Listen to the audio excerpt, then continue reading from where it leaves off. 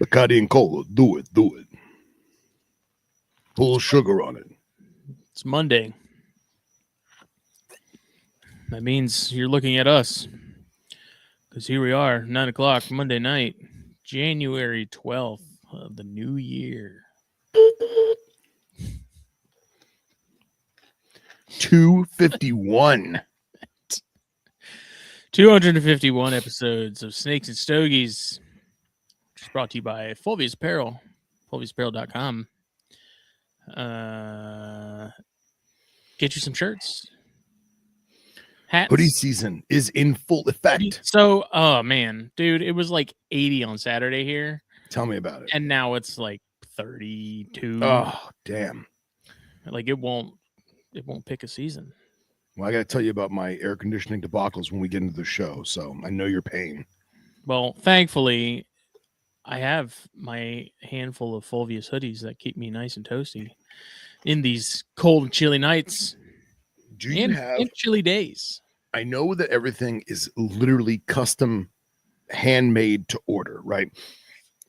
But do you have any hoodies, sizes, colors, pattern, design, whatever, that are ready to rock and roll in case someone wants to just go online as we speak on their phone and buy one? Unfortunately, no. Okay, never mind. Hoodies take up a lot of space, so it's not something I keep on hand just because they're thick. Yeah. With 3 C's. Take up a lot of real estate. So yeah. Other than that, yeah, I mean everything's handcrafted, artisanally handcrafted. We got Jagged. Where'd it go? There he is. Those luscious locks. So Fulvius Apparel, fulviusapparel.com. Use the code THN at checkout. Get 15% off your orders. That is the exclusive promo code for THN listeners and viewers like you. And then blackboxcages.com. Use the code THN25. I believe that still works even though we're in 2026. If anyone has tried it and it does not, let me know. We will get that sorted out. Cold-blooded caffeine. Coffee time. Pinky's out. That's right. Snakes and Stogies blend. The best combination possible of Rwandan and Mexican coffee in a bag. Where else are you going to find that combination? Nowhere. That's where. That's use the code SMOKE at checkout there and get 10% off your order. So let's see. Anyone from the network going to Calibra Fest? I don't know. Phil King went last year, so I'd imagine he's probably going to go again this year. I'm not planning on going. It's too close to Daytona, and yeah, Daytona trumps all. So Daytona trumps all, unfortunately. But maybe one year. Yeah, get up there. You definitely should. Be a trip. I still haven't even been to Tinley. I need to. I know it's on the docket, man. It's a hike for us, us Southeasterners. Yeah. Anything new in Phil's world? Well, I was dropping the desert room to be a seasonal variation, and I got it down into the 60s, dare I say 59. And for about a solid 8 to 10 days. And then we got a hot spot outside and it rose slightly. And I didn't realize, but I guess at some point the air conditioner in that wing of the house, I should say, it kicked off. Like off. And I wasn't home and I didn't realize it. And it was a solid 80 degrees in the snake room for like 3 days. So everything's awake. Everything's hungry. Everything's like, oh, wow, that was a really quick winter. What were we doing? Meanwhile, the sub-ox are like, dude, we never went to bed. Yeah, like, what are you doing? Drink alls, puff adders. We're like, dude, we've been awake the whole time. We're starving, So I fed stuff that needed to be fed. I'm going to feed more stuff this week just because I've been gradually letting the room just do its thing. The swamp cooler turned back on its own. Came home from work, went upstairs and heard the and I was like, what the fuck is that? Went in the room, fans just going, doing its thing. I'm like, okay, cool beans. Turned back on its own. Ghosts, right? So yeah. Yeah, fire. Well, it's a tank of water over top of an electrical fan. What could go wrong, you know? Shit. Yeah, right. God forbid. Don't jinx me. Don't mush me like that. Knock on a wicker chair. And that's all I got, man. So I think I'm just gonna feed stuff and see if the week and a half winter worked, which it probably didn't. And if we manage to get another cold snap within the next 30 or 40 days, I might throw stuff in the wine cooler for like a day or two just to get it really cold and maybe fake them out, juke them a little, if you want to say. But I have a feeling that I did not succeed this year. So we'll live and learn. But what about you? Oh, and this evening, smoking a Gurkha 10th anniversary, aged 15 year. You and the Gurkhas. There you go. So this is a select aged 15-year tobacco, 10th anniversary of the line of the 15-year cellar reserve, excuse me. My good friend Michael, who is South African, he makes his own biltong. And he had given me a bag this afternoon. The bag's gone, just in case people were wondering. It is totally consumed by yours truly. And I don't know if it's the black pepper and coriander, but when I took this thing out, I've smoked several of these over the years. When I took this thing out of the wrapper, it's almost minty. And I didn't know if it was the black pepper and coriander of the biltong or if it just happened to be this batch, but it legitimately has like almost like a minty hue to it. So I'm very excited to see what this turns into. Well, all right. Yeah. I'm finishing up a My Father I started on my way home from work, and I've been on a My Father Connecticut kick hardcore lately for some reason. It's hard not to be. It's one of the ones that I find myself like craving it, and it's odd because it's it's Connecticut. It's not crazy dark, but it's still like the best Connecticut's. Yeah. And I meant to over break put together my top 5 or 7 cigars for the year, and frankly was just lazy and just didn't. I completely forgot. Didn't even cross my mind. I will say my pick for the best top one, my number one for 2026, as ironic as it is, I guess, is the Alec Bradley Chunk Maduro. So it's like a nub. It's short, like 60 gauge, meant to sort of compete in that same arena with the nubs that Oliva makes. The Maduro it's a fantastic cigar. I think we sell them for like $6, so they're not expensive. But that Maduro that's a very good cigar. So I've been smoking a lot of those. I'm usually not too big on the nub, like that Vitola. I feel like you get about halfway through it and then it's just too hot and you can't even really enjoy it anymore. But Alec Bradley's are really good. So I have a couple inside. I just didn't bring one with me. So they are very good. Check those out for anyone interested. And then what's another one that I kept gravitating towards? I'm blanking at the moment. But number one, Alec Bradley Chunk Maduro. So nothing really new going on over here. Gonna start feeding up some rhinos and stuff here within the next couple weeks. Kind of get them prepped and hopefully make something happen. Good. And trying to get at least one species of tarantula. I think I'll be able to pair up this year if I can get the timing right. But that'll be a first, kind of new uncharted territory. So we'll see how that goes. And Yeah, that's pretty much it. It's not really buying a whole lot just because the weather hasn't been good for shipping and stuff. So It is the season. still managed to somehow get a couple of spiders in for the last 2 weeks. Somehow they managed to make their way into the house. I don't Just know where happened to stroll on in. the world's an imperfect place. I don't know. That'll happen. That'll happen. Yeah. Breed mice. They're doing good. Cool. Fish Still doing it at home, right? Yeah. Fish are slowly making their comeback after my great die off. How's the sweet potato? Oh, that kicked the bucket after a while. I guess after a certain point, the sweet potato itself just dies and rots. Oh, really? So it just I need to get another one in there.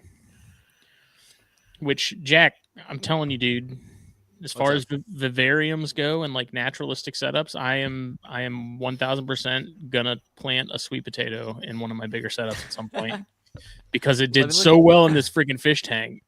Let me Google one. What does the grown out plant look like? It's viney, it's viney and bushy kind of. It almost has almost like an ivy kind of look to it. Yeah, I was gonna say exactly ivy, like creeper. Like 3-point creeper. Yeah, it is kind of like an ivy, huh? I was just watching that thing explode, and I'm like, why aren't we using these in cages? I was like, they cost 99 cents at the grocery store, and if that. They grow roots just by sitting on the rack in the kitchen. They don't even have to. Just crazy. So those and avocados. Oh, avocados do they really? Kind of look the part too. I've never looked into those. I've thought my wife goes through a lot of them, and so I was like, we should plant one of these or try and grow one. And then I guess it's much more involved and difficult than. It's not as easy as citrus trees and stuff where you just throw it in. That's why the cartel has the monopoly. So, yeah, they're putting in the work. Why not? So this week we're joined by Mr. Jack Thomson of Gekkotaculture. Yeah. Hello. Thank you for having me. What's going on? Welcome to the show. Yeah, you guys are catching my fresh post Pomona delirium. Oh, nice. Awesome. How was that? Oh, it was great. It was my first super show I've ever vended personally. I'm usually working for ZoomEd during these, but this is the first one I actually got to vend my own animals at, and that was a blast. Excellent.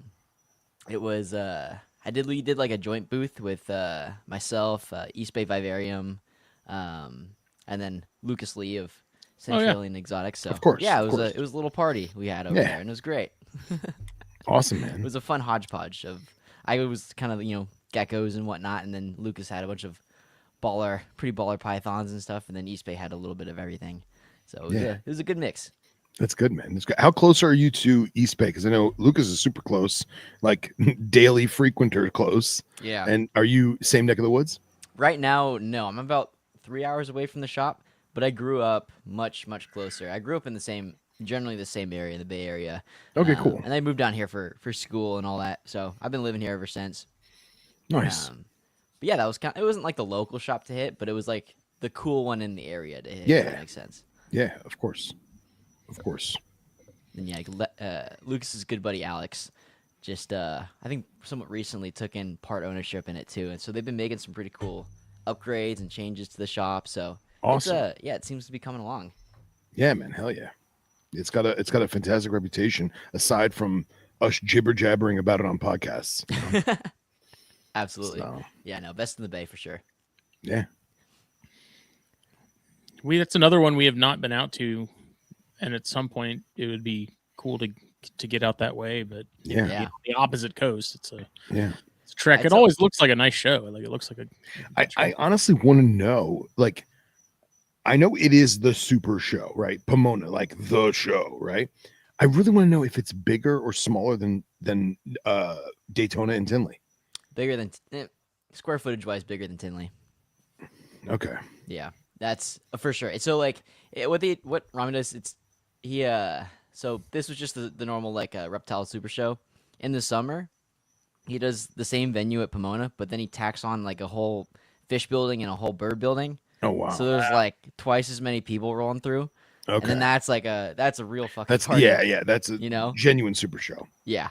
Lord. Then it's like it is gigantic. But it's like, but he doesn't shrink the reptile building. He just rents out the next 2 buildings over. It's wild But stuff, man. that one's if you guys are traveling for one, that one's the party to go to. The weather's great for herping in the area as well. You got the Palm Desert fairly close as well, so in my opinion, it's worthwhile. That's the one that's the most worthwhile for reptile enthusiasts, I would think. That's awesome, man. That's awesome. Was it a good show as far as were people buying? Like you moved From some me, stuff? yeah. Yeah. From Lucas, I think he sold a snake or two. It seemed kind of hit or miss. It seemed like, I mean, Lucas has pretty, from what I see, has fairly expensive and like high quality snakes. It's And kind of it's niche. tough. It's definitely upper echelon. Yeah, Like his price point is definitely like higher than mine would be. So I think, it's while a he different might type sell of 2 animal. snakes and match me, I probably sold a bunch of geckos. I sold a bunch of geckos and did pretty okay. So I can't be mad. It's definitely a different demographic too. I feel from you and your stuff and his stuff. So yeah, no, for sure. yeah, But it sounds like East Bay did good too. So I think all around, I think most people I talked to, at least in the gecko realm, it was a pretty good one for selling. It seems like, but from a Excellent. buyer's perspective, it seemed like the variety this year was considerably better than years past, and I think it was a little bit of an active effort to reduce the toy vendors and some of the some of the ball python vendors as well. At least that's just what I felt walking through the building. It seems like the variety this year was pretty killer. Nice. There was like a handful of tables with roughies, handful of tables with Sanzinia. Like Very cool. there was a good mix for sure. Then That's They awesome. had diamonds. Lucas and a couple other people had diamonds. So like, if we're talking like nice, nice pythons, nice snakes. It was a good one for sure. That's awesome, man. That's awesome. Yeah, this past Daytona, man, I've never seen that many 3D printed tables ever. Like it was a lot. I heard this past Daytona was, at least Sunday was fairly like empty feeling. I don't know. That's just what was told to me, but I've never been to Daytona, so I can't say. The biggest problem with Daytona is not the people selling, and it's not the attendance volume.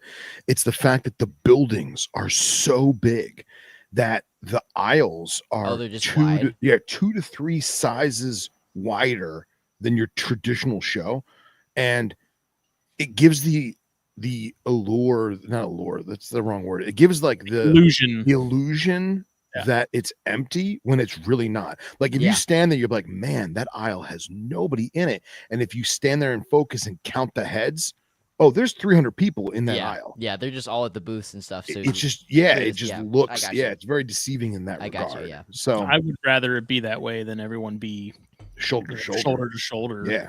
And this past October was my first Tinley and Nike. That was we were being packed in that building. Oh yeah, and honestly, I like what Smitty was saying. There's the rubbernecker, the rubbernecker vibe. So like, people are walking down the aisle and they're like, "Oh, that's cool. Should we look at these? Oh wait, let's look at this. Wait a minute. There's 40 people at that one table. Let's go see what they're stopping traffic for." Yeah, there's some weird angles in Tinley, like weird corners where like you have like these bunch up zones. Like it's just like weird like bottlenecks. Yeah, exactly. Bottlenecks and rubbernecks. Yep. That's it. All the above. Well, as much as I love just diving straight into this, we got to do some Jack T backstory. Oh boy. Do you wanna like tell us how you got into it, or how you got to the collection, the amazing collection that you have now, or the Zoom Ed stuff, or the cage decor? Like we want to hear it all, man. So however you want to, put on your little rubber hat and dive in. I'll try my best to recount, but no, I mean, I grew up, catching lizards and crap around my parents' house. That's I feel like that's how a lot of people get introduced. And from there, it was like, oh, I want to hang on to some of these bluebellies for a few days and nice bluebellies, love it. Keep them and get to have them and all that. That as a kid, that was super attractive to me. And then realized that they weren't maybe the best pets to keep. Yeah. But that was kind of the segue into, okay, let's find a lizard that actually is a good pet. So we ended up picking up a leopard gecko eventually, and then from there through middle and high school, kind of had the the Petco 10, a little bit of everything, The Petco That's it, 10. man. That's And, it. I love it. And then college hit, so I had to find new homes for a lot of that stuff. Just couldn't take it with me. Parents didn't want to deal with it, so unfortunately had to do a little collection reset, which was probably also a good thing. Just get to reattack what I wanted to do, I guess, and a little bit of a break was nice as well. Of course. Yeah, so first year of college, I think I picked up a group of mourning geckos, so I had those in the dorms, so had those going, got really into like the planted vivariums and stuff, so that was an easy segue into keeping a lot of dart frogs, so that was kind of what I kept early college. And then a freak heat wave came, and while I was at work, PG&E shut the power off, or gas and electric company shut the power off for fire safety in the area, and they had no idea it happened. So I came home and my room was like 95 degrees, Oh man. no AC, no air moving, no nothing, and no more frogs. So yeah, that was a tough pill to swallow. So that Man. kind of set me back a little bit as well. And then from What were there, I you was like, keeping frog wise at that I point? had a few groups. I had a group of Azurius, a big group of Ameriga bachelori that I was really proud of growing out from like little Yeah. froglets, and they were just starting to call for me. So that was the biggest gut punch because a little bit more expensive back then. This is like maybe like 4 or 5 years ago at this point. So that was a shot to the heart for sure. Some Pamilio as well. And yeah, no, it wasn't a great day. It was not a great day for sure. That's rough, man. That's rough. But it then allowed me to do yet another reset. And from there, I mean, geckos were the first thing I ever kept, so I think my natural fondness for them kind of bubbled up again. So dabbled in new cows, got kind of into the morphs and line breeding, but I mean, that kind of figured out pretty quick that wasn't for me. And that definitely hit me hard when I so I worked at this fish and reptile store in college, and they got in a pair of mossy leaf-tailed geckos, and so I got to see those for a couple days, and I was like, yeah, this is way cooler than anything else I got at home, and like half the price. So you know what? Let's jump into these. So I picked up that pair and did them a nice enclosure, and then kind of whittled my new cow collection down from there, just to divert funds for the Europlatus. Hell yeah, man. That's awesome. Yeah. Yeah, That's it's good a stuff. genus I've wanted to. Now we have a lot. Yeah. Those and Stropherus, man, like that's the. I would get back into lizards for those. They're for sure. They're obviously very different geckos, but I think keeping wise, they're actually not too dissimilar. They both don't take to like overfeeding very well, from what I've heard. While one is very arid and one is more tropical, it's like they're both like at the end of the day, they're both at their core like nocturnal geckos, but they're nocturnal geckos you can see all the damn time, which I think is really rewarding for a lot of people. Oh, for sure. That was like my least favorite thing about the new cows. It's just like I never freaking saw these damn Yeah. things. And then as soon as the lights are off, they're bouncing off the walls and doing all kinds and it's like it's if I'm gonna spend all this money, build out a nice reptile room, like I want stuff I can see. And so yeah, I think the Europlatus and the Stropherus, like you were saying as well, I think both of those gecko genuses kind of blend that really well. Excellent. So for someone with a day job, while they might not be able to sit and watch their tank forever, at least they get to be around when the lights go off and go in with a flashlight and see them do their thing. But when they are home and the lights are on, they can still see them, which is nice. Most definitely. Most definitely. So how many species of four-legged reptilia do you currently have and or produce? Oh boy.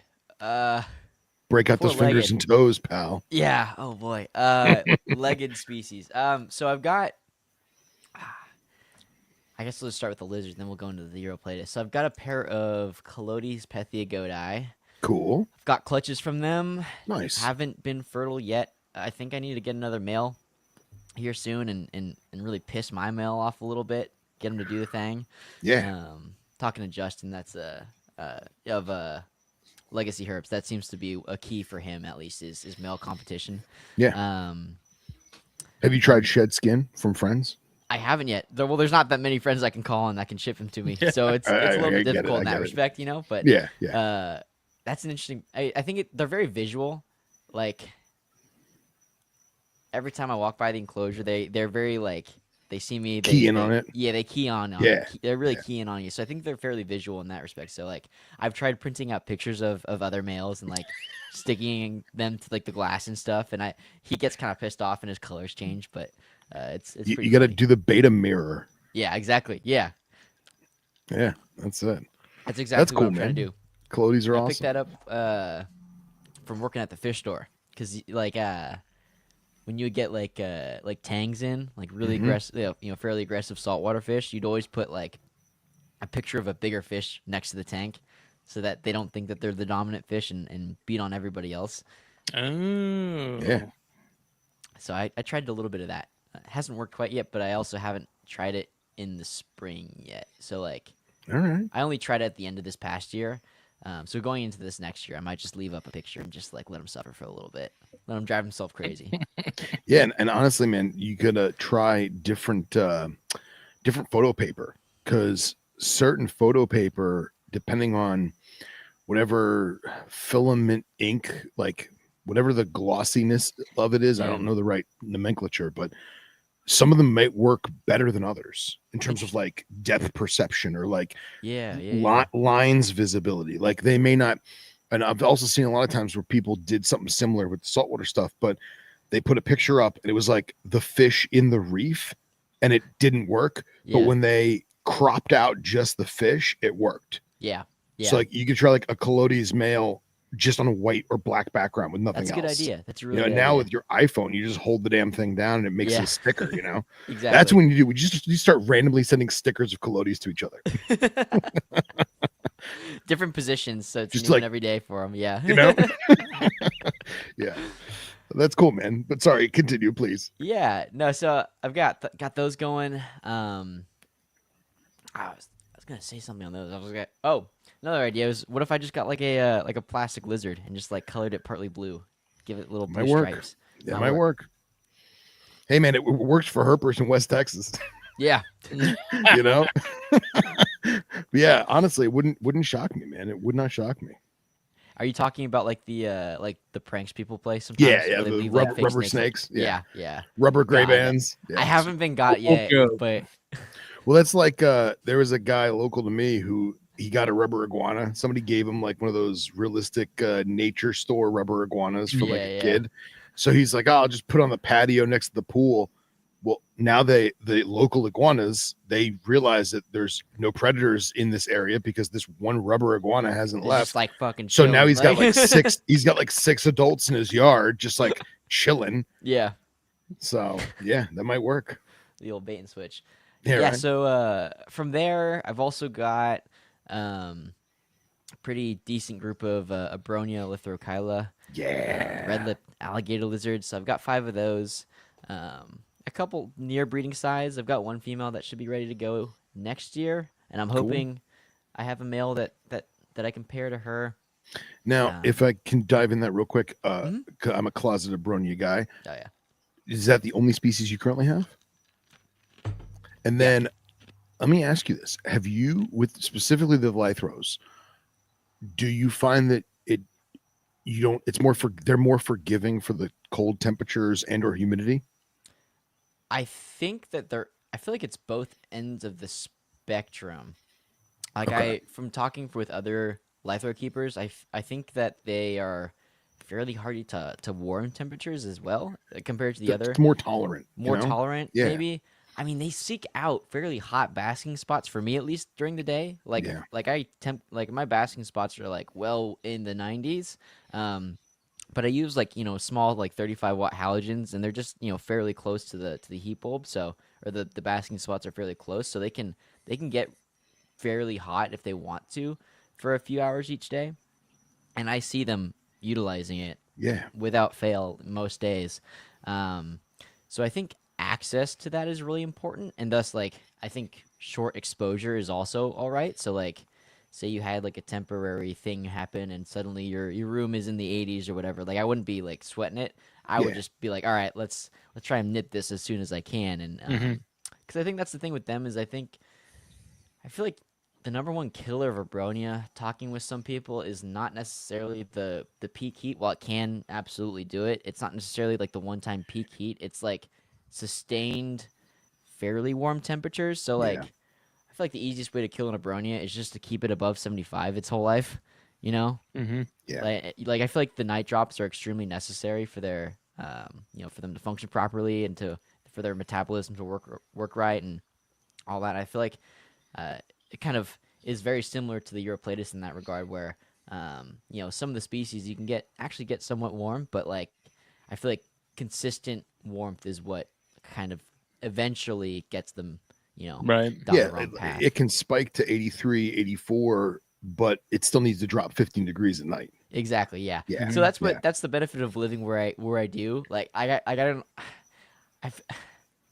the thought of using AC at night like makes my head hurt. So I feel like it's really difficult for more tropical or more warm parts of the country for people there to keep them with success. Yeah. Yeah. I know a lot of the Lythro keepers, they don't necessarily have to do as much fogginess. They don't necessarily have to keep it as cool. So like, let's say they have stuff that's more tropical and the room does peak out at say 83, 84 during the day. They don't see as I don't want to say sickly, but as lethargic as like Graminia does if you did that. And like, Yeah. I feel like Teniata is kind of the same way. But I also know that some people that had Teniata and they're like, oh yeah, I kept it just like I kept all my Garandus, my day geckos, and Right. it was fine. I was like, yeah, but just because the Teniata is eating and pooping doesn't mean it's fucking happy. You know what I mean? Yeah, it's So- like you might just be slowly leading it down the wrong path. Like Yeah. it's just about burning that animal out. Like Yeah. you're burning the string at the end of the day, Oh, in sure. my opinion. Sure. And And I mean, have it you? kinda, oh, sorry. No, Go ahead. continue, please. Well, I was gonna say, like, I mean, it kind of goes with like there's a reason one lizard's green and there's a reason one lizard's Yeah. gray and red and white and orange and I feel like that has a lot to do with the flora in the area and what's allowed to grow in the area and what's there to blend in with. So I feel like that's another context clue to kind of clue you in that maybe the Graminia might be a little bit Yeah. more temperate than the Lythros might be. Sure, absolutely. I was gonna say, with your Lythro group that you have you noticed some seasonal color variation or like temperament with cage mate color variation, So or I do they don't. I've keep never the same pattern and colors I've throughout the never year? cohabbed them. Okay. That being said, one of my males, so like I have a male that historically has been like bright red down the back. Yeah. The last few months, I have seen his colors kind of diminish. Did they go away, or did it just get like a darker, more earthy tone? Darker, more earthy tone. Like So if it could it's- be like a seasonal wintering. It might thing. be. Okay. I don't think I have. It's like I haven't necessarily changed their diet. I mean, I do grasshoppers and spurts where I'll buy a bunch of grasshoppers and I'll run those as long as they last me, and then I'll forget for a couple weeks, for a Yeah. month, and then it's like, oh, they're out of stock, so I'll wait another month, and then by the time I get more, it's like, so like their feeding schedule isn't necessarily like the most consistent as far as like the quality of feeder, if that makes sense. So like I'm gut Sure. loading my crickets, I'm gut loading my grasshoppers, but like it's at the end of the day, it's a different insect. So Yeah. they're also I'm just leaving the door open that it might have something to do with the diet as well. Okay. Changing throughout the year, at least this past year.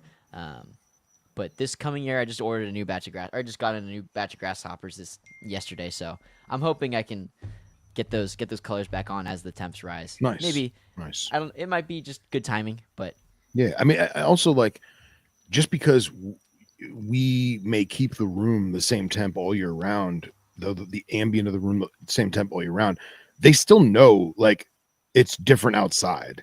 Like Yeah. you're not changing the barometric pressure of your room to per se. Yeah. Right. You know what I mean? So right. there is that, but I would definitely be interested to see like if those reds go from burgundy back to red or what have you. Yeah, I would hope so. Yeah. It was beautiful about this, couple 6-7-ish months ago. So hoping to get back into that former glory here. Yeah, man, absolutely. But yeah, they're in the garage, so they are exposed to pretty much whatever the outside temp is, which is nice. Cool.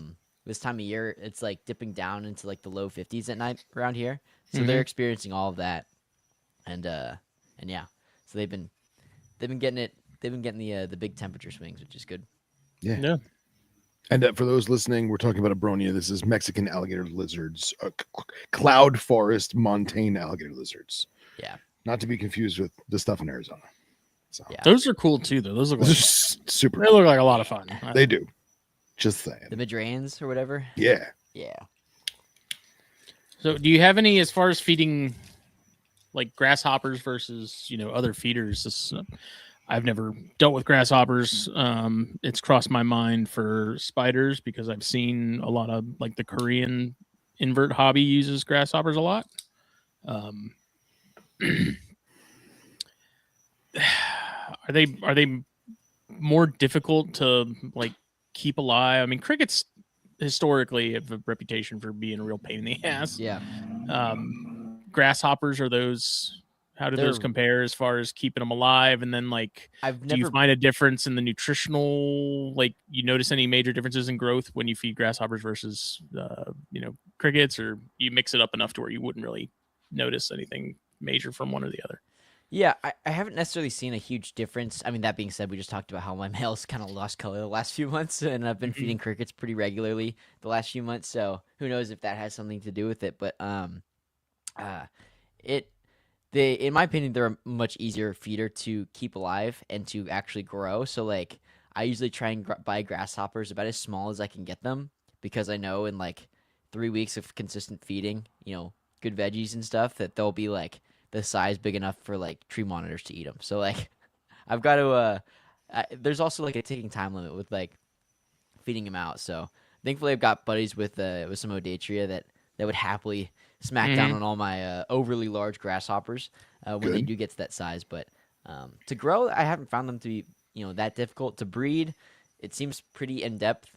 I've tried keeping adults about as long as I can, and I've never had success.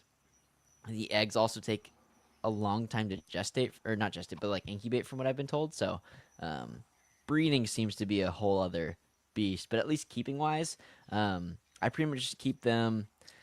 I just try and get them hot pretty much during the day. I keep them with like an 80-watt power sun over them. Cool.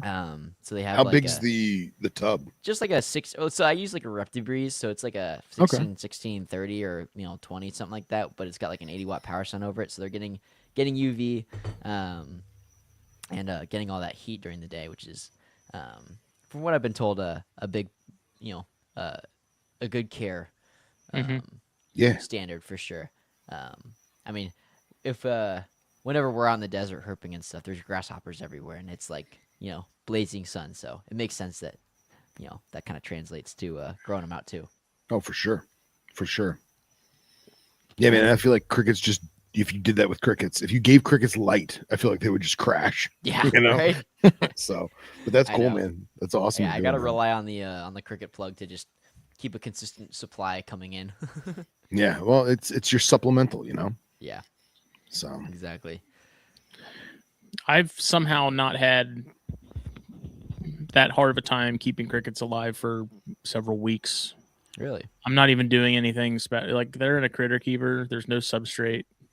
There's the bowl for gel, and then there's some food in there, and like that's worked better than anything else that I've tried in the past. I don't know what it is. It's because you don't care. That's why. probably, yeah, that probably has something to do with it. But If you cared, they would all die. just like amazed at how long they're lasting when I buy some, because I'm used to them being, belly up after a week. Yeah. Yeah. Maybe the neglect is the secret. I really like buying the medium sizes. I feel like the lifespan on those. I mean, I feel like the larges are fairly close to death. Like Mm-hmm. the time limit on those is fairly close. So I feel like buying mediums and just like growing them out a little bit is the way to go. You kind of have like a longer lifespan that way. Yeah. Yeah. I get an even mix because I've got a lot of little spiders and I've got a lot of big spiders and Mm-hmm. everything in between. So I usually when I get some, it's a pretty even mix between smaller stuff and adults, and Yeah. they seem to do okay. It's good, man. So getting back to lizards. Gosh, what's next? So yeah, you touched base on the Colodis and the Bronia, and what do you got? I guess we can get into the geckos now. Let's do it. That kind of does it for all the agamids. Yeah. So I guess we'll start with the random one, or like not The the randoms, one-offs. but like not The the one-offs, but one-offs. you know what I mean, like like Yeah. the fun projects. Sure. Recently picked up a little group of Matoa brevips, the What is salamander that? geckos. The Oh, that's cool. yeah, they're like a little Malagasy spiny forest gecko. Yeah. They look like slender salamanders, but with scales. They're pretty fucking cool. But it's more like an arid dry forest gecko from Smitty, Madagascar. are you pulling that up? Because I feel like we need to share that. It looks like a tiny Strophourus almost. I feel like I know it in my mind, but it sounds super cool. That's been like the most recent like gecko pickup, at least for me. Nice. Pretty Was cool that ones. was that like an impulse thing, or did you seek them out? They've always. It's okay. You're allowed to say impulse. We all do it, man. Yeah, I saw them on a story and I bought them like while I was on a road trip. A Nice. couple minutes later. But they were one that I knew existed. Yeah. I never knew I knew they existed in Gekkotaculture, but like I haven't seen them posted like anywhere Oh my god, it's fucking adorable. on the open market. So seeing them for sale. Yeah, they are and, like, fucking adorable. Look at that tail. Yeah, they're wicked, eh? Like if you have cute aggression, that gecko's gone. Some of the videos I've taken of them are pretty cool. I haven't posted as much as I should about them. But I filmed like a whole like enclosure build and stuff, and I just need to go and edit it. But like some of the B-roll I took of the geckos, like slinking up into like a little like S curve, like the way that they can like shrink up and then like kind of rotate or contort their body is really, really strange. That's stupid cute, man. It's like I someone love took a that morning tail. gecko and stretched it.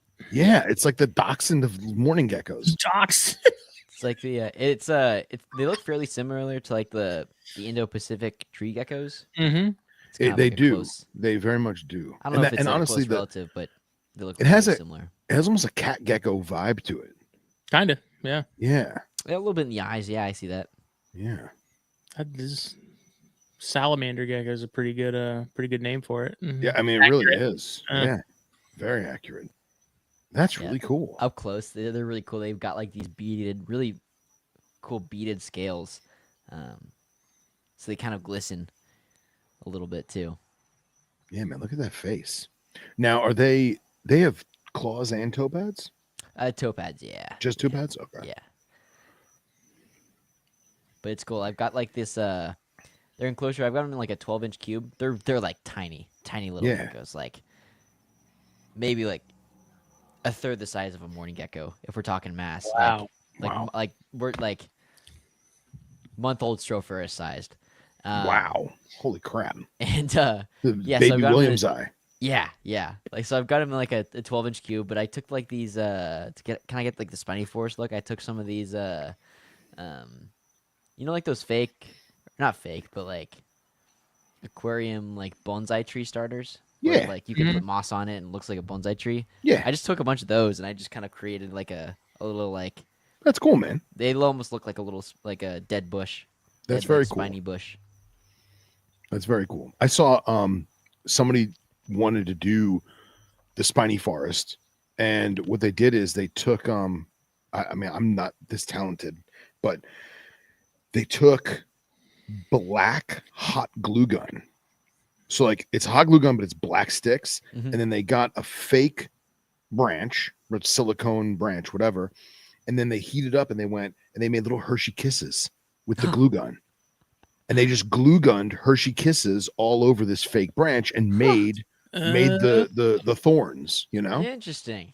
and then they like took some like fake ficus, silk Yeah. ficus, and like Yeah. snapped off 2 or 3 leaf little sprigs, And just kind and of then tacked them hot on. glued. Yeah, use the same brown or black hot glue to make a little Hershey kiss and tack that sprig of green on there. Huh. and it's silicone rubber. You know what I mean? Yeah. But the hot glue gun made that little Hershey Kiss thorn Yeah. and then honestly, the geckos can like go in between the thorns. You know? Mhm. Yeah, no. They do that same thing, so I see them at night just kind of like snaked up in all like the little branches and thorns and stuff in there. So they Mm-hmm. seem to be using it fairly like naturally, which is nice. That's cool, man. That's a great idea too. The bonsai starter. That's super People cool, think man. of everything. Yeah, right. Let's see, what's next? I'm trying to think here. Let's 'Cause keep I've been with the downsizing a lot. sidecars. I've been downsizing a lot. Just I've got like a slight job change, Okay. and a move coming up. So I've been downsizing pretty considerably on a lot of like the excess projects. Um, so not as much as it was a month or two ago. Okay. I guess we can get into the Europlatus now. But Yeah, the meat and potatoes. the meat and potatoes, yeah, exactly. Yeah. So yeah, so I think I'm working with 6 different species of Europlatus right now. Sakura, Ebinawi, Fimbriatus, Hankali, Lineatus, and Peachmani. I think those are. Hell yeah. I think I'm at 6 Yeah. now. The Peach gauntlet. Oh, Yeah. I know, right? A little bit of Man. everything. I kind of had to mess with one from each like subgroup.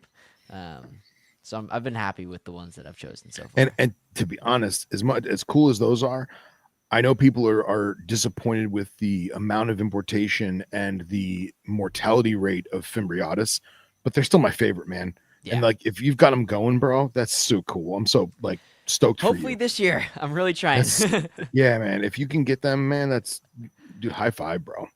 Yeah, we're gonna give it a good shot. I should have at least 1 or 2 pairs going this year. One captive bred pair, and then one wild caught pair that Hell should yeah. be going in the new year. I might be pairing them up end of February, I think. That's awesome. You got Maybe both. March-ish, or maybe pair them up February and just Yeah. like pull them out of cooling together. But I think I'll at least pair stuff up in February. And are you going to keep the captive pair together and the wild caught pair together, or are you going to swap them Yeah, out? I'm gonna keep them together. Okay. I spent a little bit too much money than I should have on the captive bred pair, so it's like I don't really want Understandable. any cross contamination to Yeah, I happen. totally you understand know? it. Totally I do a fairly like loose quarantine, but I am still fairly conscious on who I introduce to one another directly. Of course. So yeah, I'm a little hesitant to do that, but offspring, most definitely. Oh, hell yeah. That's so cool, man. were there any challenges with the wild caught stuff as Um, far as acclimation or anything like that? I've had a pretty easy go. Yeah. Personally, but I also think it has a little bit to do with just like the individuals I've purchased and the individuals I've purchased them from. Like I feel like I've been fairly picky. Mhm. Like I feel like a lot of Not picky, selective. selective. Selective. Yeah, Yeah. selective is a good word for. Yeah. And yeah. also, not to like, you and I don't know each other that well, but you don't strike me just because of your personal experiences, what I've seen of you on Instagram, which is incredible. You don't strike me as the kind of guy that has a stressful gecko room. Yeah, no, You it's know- it's a fun environment. It's a fun working Yeah. environment. I don't. Yeah, no, it's not. Some days it feels like work when I gotta photograph. You Or, see what I'm know, saying? Like, there's like, yeah. especially with bigger stuff like Fimbriatus and stripes, like leave them alone, let them Yeah. just veg, and that little bit of neglect goes a long way. It does. That honestly, that's like half of the game is just like leave it the fuck alone and don't Yeah. mess with it. Get some pictures when you get it out of the box and then just Yeah. leave it alone for a month or two. Yeah, for sure. When I got my first pair of Lineatus, that really was the key because they would not eat in front of me for like months and months and months, and I'd Really? never seen them eating. And then I went away for like a week, left some crickets in there, and I got home late one night, and about after a week, and I guess there were still crickets in there because when I went to bed, I just didn't even check the geckos. I was like, I'll deal with everybody in the Yeah. morning. Dark room, like this was back in college, so like, get back, dark room. I just start hearing like, wham, wham, wham, and I'm like, oh, what the hell is that? There's like, it sounds like stuff is like bouncing off the walls, and I go and check, and like each of the Lineatus has like a fat cricket hanging out of its mouth. I'm like, Nice. all right, well, I guess that worked. Hell yeah. That's great, man. That's Just great. timed it perfectly. Guess there was some stringent or crickets that had survived long enough to see me, yeah, and got to see them eat those. That's great, man. And your Henkelai eat in front of you too? Yeah, my Henkelite will. A lot of my animals will eat off tongs. Oh, that's I feel awesome. like either the wild caught stuff is too afraid to eat in front of you, or it's like trying to eat your finger off. I feel like Yeah. you have one or the other. Yeah. Like I have some wild caught Sakura from like my founding groups, and like those things are like ravenous. Like I open the cage and they immediately just unstick themselves and like just look right at movement and stuff, and they'll like Well, if I like accidentally like bump the cage and a little piece of bark like rolls, like they just like like hook in on that, and then like oh, that's cool. and sometimes they even go for it, unfortunately.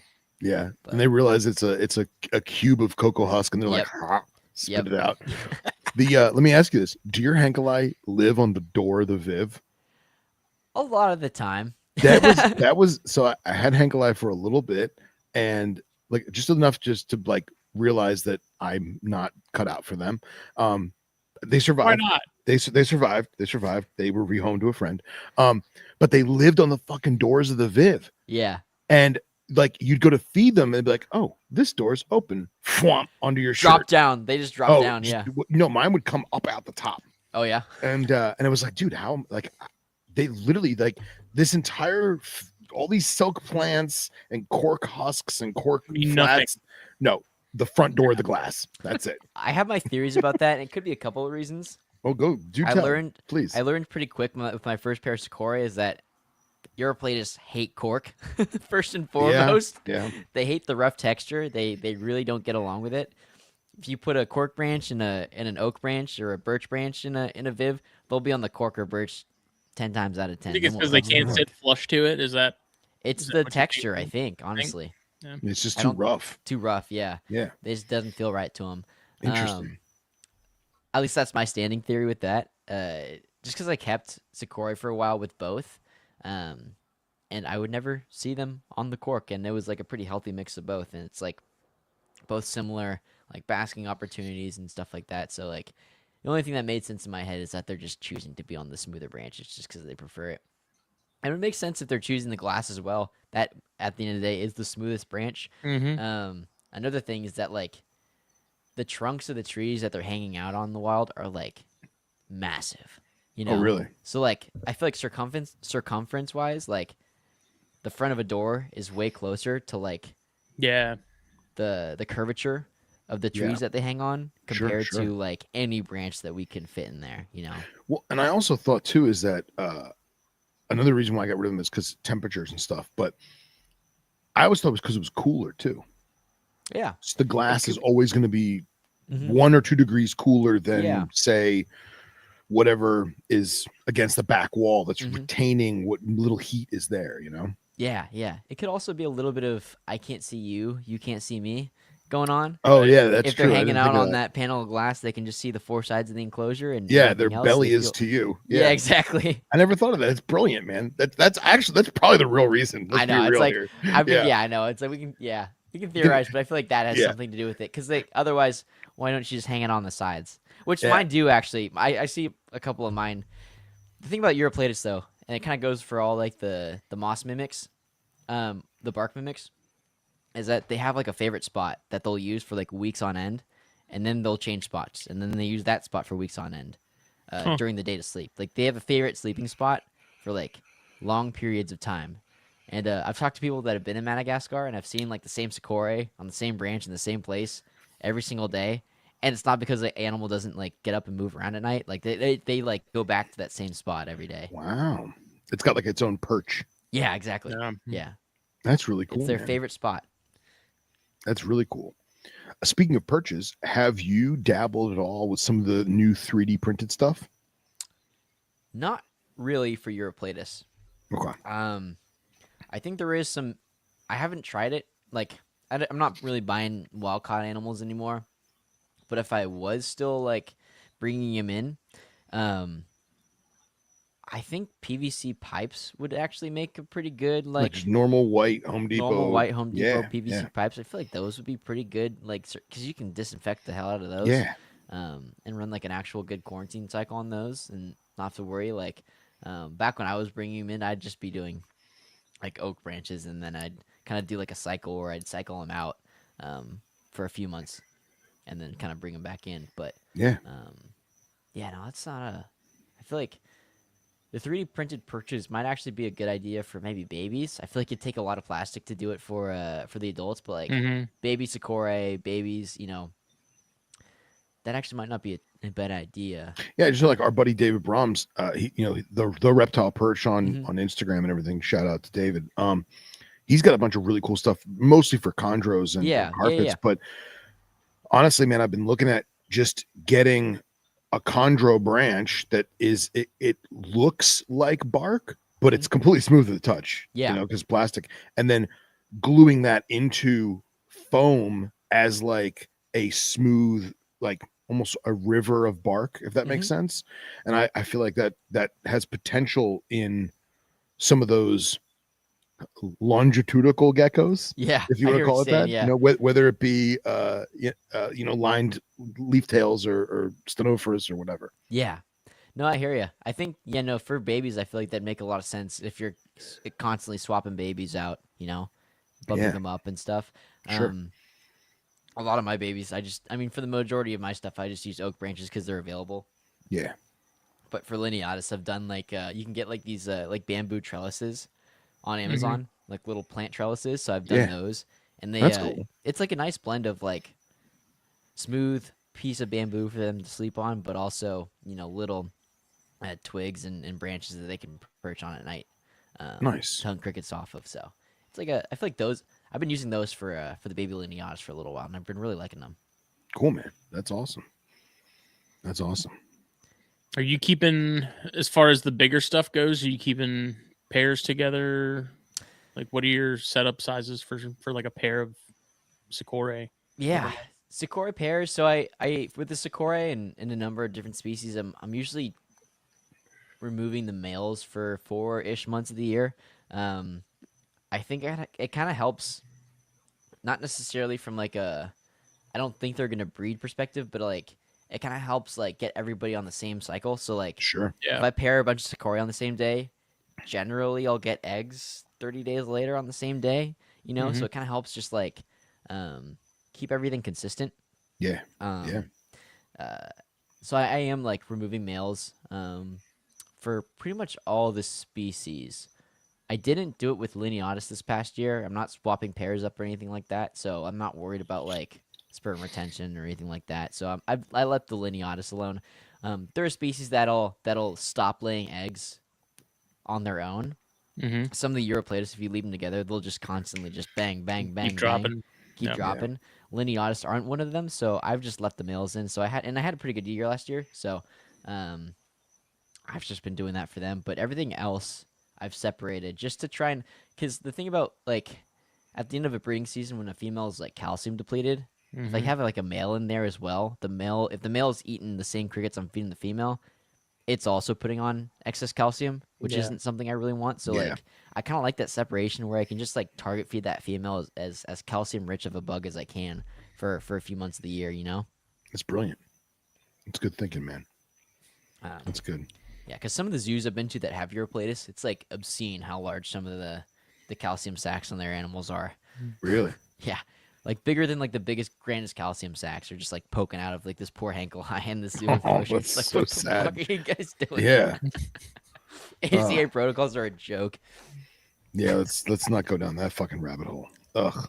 The But that is- Riverbanks Zoo here in Colombia has, within the last couple of years, they've put a big focus on Europlatus and Yeah, I think it's Sean Foley that's doing it out there, and he's it's done pretty cool. I want to go back. He's up like there an and check it out. OG Europlatus keeper. He's probably he's pioneered a lot of. They've got an great, entire room of nothing but yeah. leaf tails. It's pretty cool. That man's pioneered a lot in Europlatus for sure, especially stuff with the peach monty and the like the rarer species that they were working on. So I feel like the Riverbanks is like well known within Europlatus. The Europlatus community is being like the place to go, place to go visit and see. And yeah, they do a great work out there. That's cool, man. Some of the ones out here in California though, a little. Duly noted. Yeah. So which are your faves? Don't worry, they're not listening. I know. It's like it's hard to choose because I feel like they all have their own merits.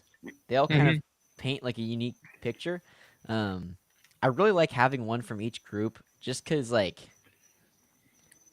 I don't know. It's like a strange mix of keeping 6 completely different geckos, but also 6 geckos within the same genus with like parameters wise and general, Yeah. care what like somewhat similar keeping as well. Like everybody can be on literally the same exact schedule, which is nice. Like it's not like a room where you got stuff from like Borneo and South America and like all these different countries that you kind of have to like piecemeal like Juggle.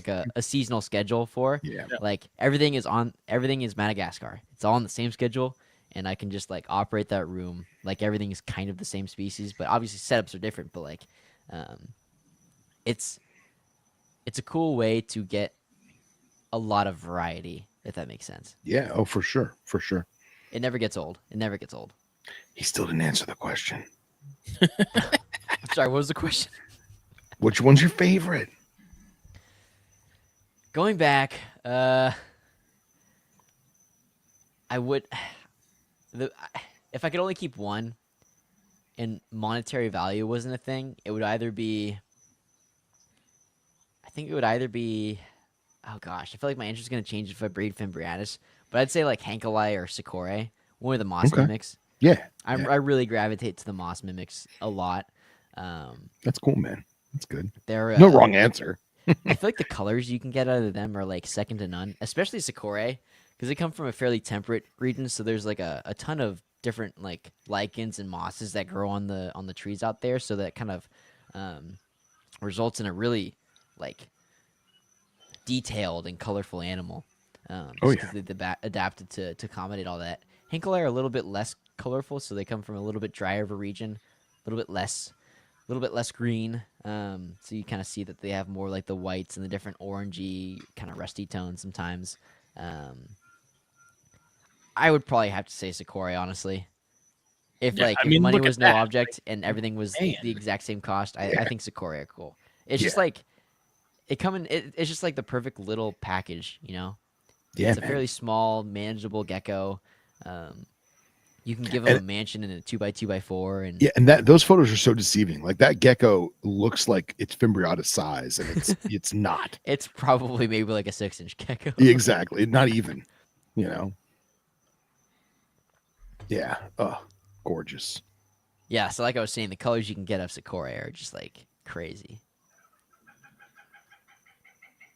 Yeah, see, and it's funny. Anytime I see anything involving a Fimbriatus, it's pretty much this. Yeah. I don't I mess think with it's my fam- hilarious. I literally don't. It's like that video obviously blew up, and it's like I'm not milking Fimbriatus being pissed off or anything. I had literally just finished like building out his enclosure, and I was moving him in, and something just set him the fuck off, and he just started like raging at me. When these things get into like escape mode, they like run jump like rabbits. So they'll like bound across the floor like fairly fast. And then they'll just like kind of like scamper up walls, like kind of like tokeis. Like when they want to go, they can go. So I had spent like 10-15 minutes chasing this little bastard around the room. It's like I don't want to grab the thing, because I'm worried about the tail and all that. So I'm trying to get it eventually like start standing its ground on the top of a terrarium. So I kind of just pulled the terrarium off the wall and like slowly started working my way over. And I was mid filming like the build video. So I was like, all right, this is a perfect opportunity to just like, get some footage of this as well. So I had the camera already on the tripod. So I just clicked record and kind of like tried to coax it into the terrarium, and then just started, Doing his thing. Yeah. doing its little thing, doing its little dance. Oh man, which is also crazy is that I used to work for import export, and I've seen a lot of Fimbria. Dare I say hundreds, if not thousands, over the years. Yeah. And dude, none of the ones I've ever seen look nearly as cool as yours. And it just like goes to show you like the good husbandry, man. The geckos that I've always worked with, they've been through some rough shit, man. Just boxes and boats and airplanes. And, it's cool to see your stuff in your vivariums because they just look like they're supposed to, Like, look at that thing, man. Oh, that's so cool. Imagine being the first person to see one of those. Yeah, think man. Fimbriatus That's was another one really of the those first. where I wanna it's like say. you happen Yeah. to stumble across this thing Yeah. on a tree, and Full then it tree starts demon. then it starts doing this, and you're like, what the fuck is going on? Yeah, right. That's super cool, man. That will forever be my favorite memory of the riverbanks. Was like the last time we were there. There was a girl in the Europlatus room cleaning cages, and she had a Fimbriatus, probably about that same size, and she's cleaning. It's just in the corner doing that same thing, just freaking out. And she's like, it's not even there. She's just completely ignoring it, and that thing is just losing its mind. It was. I was watching her. It was cracking me up. It's so funny because Fimbriatus and I think Giganteus are the only ones that do that stupid little dance. Like the Henkel, I kind of just they do like this. They do more of like a cat kind of stance where they Mhm. like extend their beard super wide. Yeah. They'll like flatten out super hard, and they'll like do like this like mouth open like posturing. But the Fimbriatus do like the full like bug eyes, tail wagging, like this whole Yo. charade. That's wild, man. Oh. Look at that. Look at that. Yo. Look familiar, Phil? Oh yeah. It's my He said, Tuesday night. Oh yeah. That's my Tuesday night. So cool, man. So cool.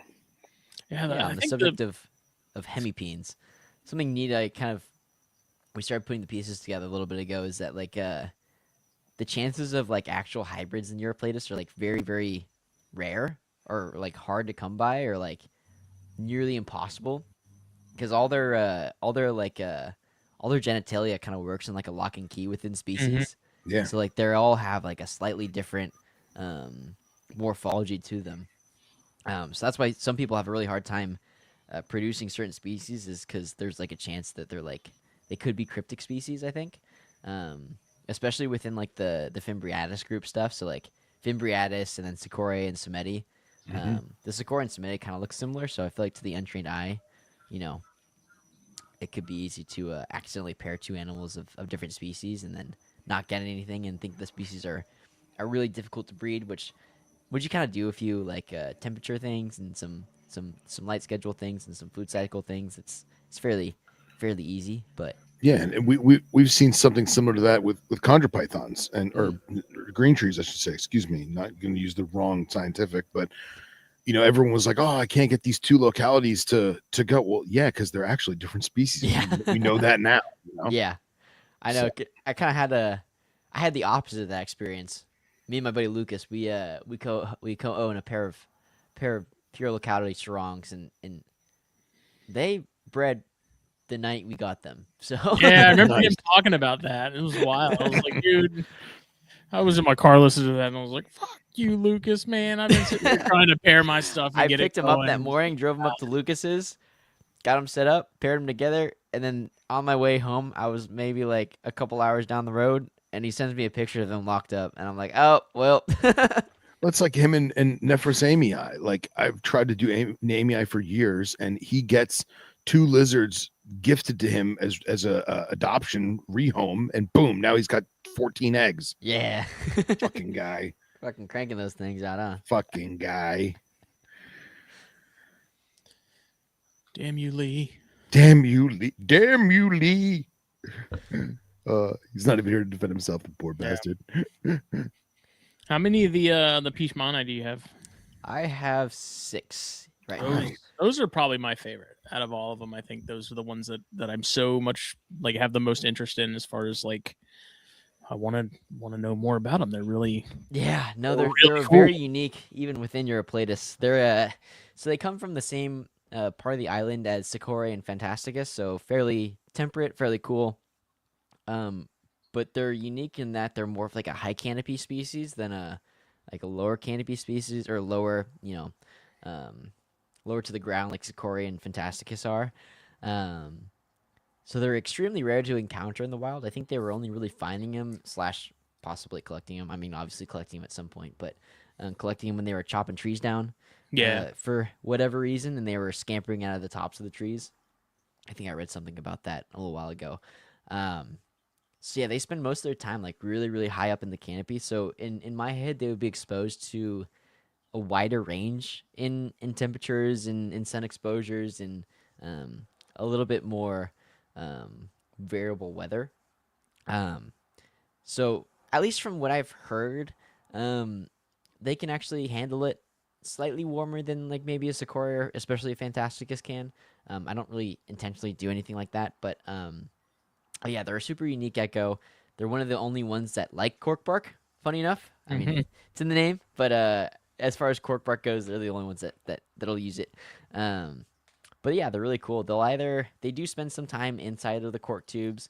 I actually find that they spend much more time in the cork tubes during the winter months. They seem to be kind of in like a hunkered down mode, where Huh. they kind of just sit inside the cork for most of their time. They'll still come out at night, um, but I find like during the day they're fairly rare to see in the winter.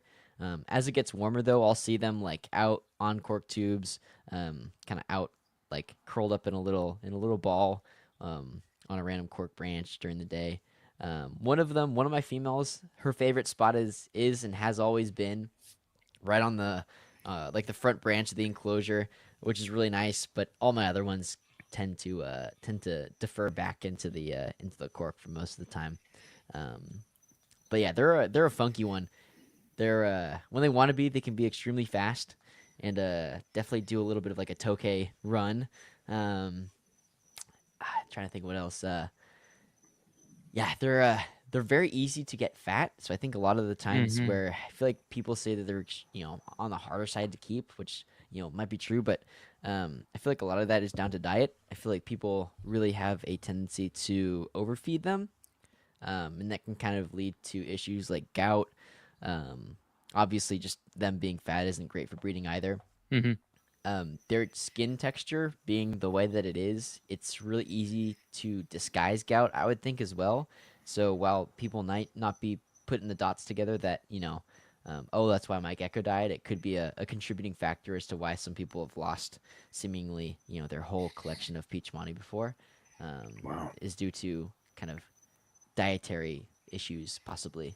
At least that's my standing theory, because I mean, knock on wood, God forbid I go downstairs tonight and I see one of them, but cacked. But so far I haven't had any issues That's keeping. great. I've just been very careful about how much I feed them.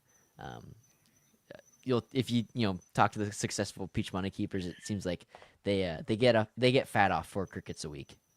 Wow. Wow. Yeah, That's wild, man. I have a And it's female that's on also the. not crazy surprising considering that they're pretty low metabolism if Mhm. they're not really moving much, especially during the day. Like, it Yeah, makes sense. Yeah, it is yeah, exactly. fascinating. Those upper canopy species, man, like an animal that may never touch the ground Hmm. in its entire life. Yeah, Like it's fascinating. yeah. I saw there was a guy. I want to say Europe just because of what it is, but he had a big arboreal viv, and I don't know. I don't think it was Peachmani. I don't even know if it was Europlatus. It was some kind of gecko species, but he had an oscillator on the bottom, and Mm. every like 20, 30 minutes, the branch would like move, Oh, that's wild. and then he Yeah, had like little fans to like make leaves move and stuff. And I thought that was super cool, man, just because that's neat. like, and it's nothing out of any of our reach, but I would have never thought to do that. Hmm. Yeah. In the I do like a ton of fans in the room. Unfortunately, like they're not the kind of fans with like memory, if that makes sense. So like if I turn them off and I turn it, and it's like if I hook them all up to like a smart strip, and Yeah. if I do like the on off, they don't come back on. I have to like Oh, you manually have to press a go and button, which actually is put, like yeah. really fucking annoying. So I'm in the process of. I think in the next version of 10, I'm gonna switch to all just Govy. plug in fans. I do use Govies. Oh, okay. Govies are the shit, Yeah, man. Govy. No, I meant Govy power plugs. Yeah, yeah, yeah. Yeah, so Oh you do man, I dude, do the game smart strips changer. in the power plug. So if Yeah. I think in the future I'd love to do like a rotating like fan schedule, or like a varying fan schedule. Um but until I upgrade to fans that do have just on off capabilities, then Yeah. unfortunately I'm gonna have to table that idea for now. But um definitely have a ton of fans. So sometimes I do get some, and having the Raptor Breeze enclosure is nice because they're all screen fronted enclosures, so they experience a little bit of that wind effect That's to Mhm. great. some extent. That's great, man. Whether Yeah, it I'd has any imagine. effect on them, I'm not too sure, but it at Right. least helps kind of ventilate the enclosures and let them dry out without it lets the water evaporate without like quote unquote drying out the geckos themselves. Mm-hmm. Very cool. Very, very cool. So, how big are your largest enclosures? Like the one that some of the videos that Smitty just put Mhm. up?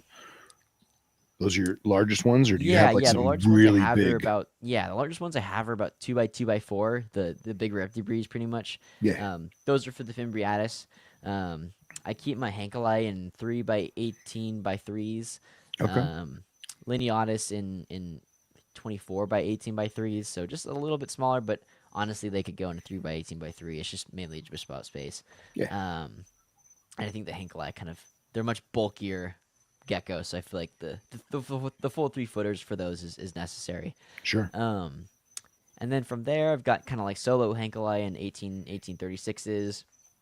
Sakura I usually doing like a 16-16-30, and Cool. then Ebanawi. I've been doing pairs in like these cool little 12 by 18 by 18 enclosures that I can fit like 4 on like a single like 4 foot baker. Mm-hmm. Those are the Zoom Ed single door. Yeah, for the Yeah. majority of them, yeah. Yeah. That's cool, man. And I then got all the a babies couple of get those. a. Sorry, go ahead. No. Go on. Go on. And then yeah, all the babies get nano breezes usually. So like the little like 10 by 10 by 12s. Nice. Yeah, man. Definitely uniform on those bigger racks. I love the 16-inch wide Repti breezes. That's pretty much why I just switched that format, is just to accommodate bigger racks. Oh, for sure, man. It makes it a hell of a lot easier, especially on casters. Now, are you doing like T5 bulb across the whole top? Or are we doing Yeah, LEDs? What's the game plan? just T5s. Cool. Directly over everybody, though I do have like room lighting that'll kick on as well. So they do Okay. get on top of the UV schedule, they do get like a separate like kind of like a light You're exposure so schedule. replicating the sun, and then they also have like the legit lights for a shorter time. Exactly. Yeah. Okay, yeah, cool. Yeah. Cool. So yeah, doing a mix of that. Usually T5 lighting for everything. T8s for the shorter enclosures. So the little 12-inch baby enclosures. I'm just doing T8s, just for less UV. Yeah. Intensity. You have the ones that are the horseshoe with the 2 prongs. No, it's mainly just the like the long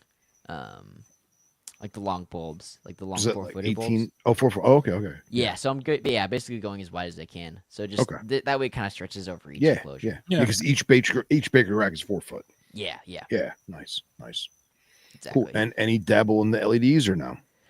Not yet. I haven't seen like a huge. I mean, like the biggest. Honestly, the AC units in there just to fight the heat from the T5s. So I feel like adding more lighting is not. Might be a little bit counterproductive, Yeah. especially when it comes to cost of electricity. Of course. So I'd rather just give them like general room lighting. I also feel like your T5 and T8 is going to be so much more forgiving if the animal gets quote unquote too close. While as I feel like those LEDs, man, especially with the more I think about it, the more I talk to you right now, the more I think about like Europlatus, if it gets too close, it might be too much. You know? Yeah. So You'll see a lot of cases in some of like the Europlatus that come from like the north end of Madagascar get like UV burns. So classic Ebanawi and Henkelei issue you sometimes see is UV burns. So you'll see like a blister on the tail of a Henkelei a lot in some of the Facebook groups, just from that animal seeking out warmth, and then getting too close to the UV lights, and then they get burned that way. that's wild, man. Yeah, and I've lost sad. I've lost an Ebanawi here and there to that as well. It doesn't really appear as like a blister. It's more just like a color change. Like you can see like an unfortunate like it like they turn like a different color when they get like a quote unquote sunburn. I mean, honestly, it's very similar to those leucistic and snow leopard geckos that got blasted with UV and they turn that gray color. Yeah, You know, it's a permanent suntan. You know. yeah. Yeah. Yeah, and for me, those were fatal for the Ebanawi. They just couldn't handle it. I think it eventually kind of wound up causing issues during shedding. Like it started looking kind of tough during shedding, and that kind of kicked them from there. But generally, yeah, you'll see it mainly on the Henkelei and the Ebanawi, just because they kind of prefer the slightly warmer temperatures. So especially in like the winter time, when like they have like 8 hours a day under the UV. Sometimes they'll really just like smack themselves up against the lights sometimes. So you got to be careful. So Wow. over everything, I usually raise the lights a couple of inches at least over every enclosure. Um, in areas where I have like the vertical perching that goes underneath the lights, I'll do like I'll cut out like an extra piece of like window screen. That way there's like a little like 1 or 2 inch border around like the vertical pole where it hits the top under the light that um, if they do stick your tail up into that, they're not getting like the full like Right. exposure. It's kind of Yeah. diffusing it a little bit. Mm-hmm. And then in your ambient lighting in the room, is that like incandescent bulb or Oh no, LED bulb or it's just like a floodlight. okay? Yeah, just a couple of floodlights over the tent itself that kind of illuminate the tent. And that way they kind of just get that general kind of soft light. Yeah. My a good friend of mine has a room very similar to yours, and he had two uh fluorescent strips that like they'd be like in an office building, you know, Hmm. and he wound up taking them down because with uh UV cameras, we can see now the crazy UV pulsing that comes from those fluorescent lights. And if Wow. you look at like a T5, it doesn't do it. But like Yeah. the T12s, I think it is. What's the big giant fat ones that's in an office building? Yeah, that sounds about right. Yeah. Okay, if you look at the light with the UV index reader or not index reader, UV camera, you'll Mhm. see it like wub, wub, wub, wub, wub, wub, wub, wub. It's like Ooh. pulsing, and Yeah. and then the theory is, well, that's why like the price tags in the store when you go to the grocery store, like they fade with the color because it's just sending out those rays all day long, and we're Yeah. living underneath that office light all day long. So he's like, I'm getting that out of the reptile room immediately. Yeah. You know, Yeah. just go back to freaking normal bulbs. Yeah. I know. It's like sometimes I like you say that and like, it's like I feel like I've been into like a grocery store or two where I can't explain the weird feeling I get, but I get Yeah. like a weird feeling Yeah. where I'm just like I don't want to be here. Something is off. Yeah. Like I feel like I have to like squint sometimes. Yeah. It's not even, and at first it might even just appear to be like a different Kelvin. Like Mhm. you're like, oh, this is weird. Yeah. But no, it's because those, whatever those industrial, it's like that scene in the movie The 40-Year-Old Virgin when they're smacking each other with the light bulbs out back. Yeah. He's like, oh, new pants, man, new pants. It's those bulbs. All the Yeah. mercury inside. All the mercury is exactly. Those bulbs are, they're not, they appear to our eyes as just on, but when you look at them with the UV camera, it's literally going wah, wah, wah, wah, wah, wah, wah, wah, wah, wah, wah, and like strobing. That's wild. So yeah, man. Yeah, I It's wonder if wild. that contributes to it because I feel like I've gotten like if I like, it's what it's like. The last thing I would want to do is work in any of those stores. I feel like I'd just be having like a constant headache. Oh yeah, oh for sure, for sure. So our boy Oliver's in the chat, says that's my boy Jackie O. Jackie O. Damn, I was gonna say something about lights. Tristan said, "My daughter heard Phil's voice as she walked by and said, that's the butter voiced man.'" I don't know how I feel about that, Tris. I don't know. How's your night snakes? That's your new name. Oh God. Oh God. Butter voiced man. Hey man, and Tristan's officially part of the Dirt Snake Mafia. As if he wasn't with his night snakes, now he's got some legit caliber. The eggs on those things are so funny. I got to hold one, like hold like an egg. Everything with those snakes is so funny. Yeah. You know? It's like I went to a buddy's house and he had he had like a clutch of 2 eggs, I think. And I was just in the room kind of looking around, and he was like, "Jack, here, hold this," and he just plops one of those eggs in my hand. It was like maybe like the hatch date was maybe like 2 days away, so it was like you could feel like the full snake inside. And That's it was cool. like it was like a it was It's a Jurassic it was Park like a moment. water balloon, like a big long water balloon. Honestly, it was so strange. It was shaped like a big they're banana. bizarre. Yeah, Did you it's feel so like John Hammond? a little bit, A little bit, just a little bit. Yeah, that's pretty cool. That's cool. I've never held one. I would highly recommend it. It's a strange. It's one of the strangest eggs I've ever held. Very cool. Very, very cool. Do you ever have any issues with the shedding on like toes and stuff, especially with the smaller species? Not really. I feel like every now and then I'll get an animal where it's like it feels like it's taking an extra day or two to get all the shit off, Mm-hmm. but generally they get it. But I feel like in some animals, like I think there's, I think it might be like a vitamin A deficiency, um, where it's like it's almost like it's sticking in certain areas, Mm-hmm. where it's like I don't think an animal should take 2 days or like spend like a day to 2 days with its skin like blown out but still on, if that makes sense. Yeah, it's It's rough. not like dry where it's like flaking like a dehydrated snake or something like that. It's different. It's like it's almost just like the animal doesn't give a damn to pull it off Right. itself. It's kind of just like released it and it's just sitting there now. So I feel like I've Well, had that happen to an ebonale or two before, but generally they've done it without intervention. But I almost wonder if it's a vitamin A thing on and those.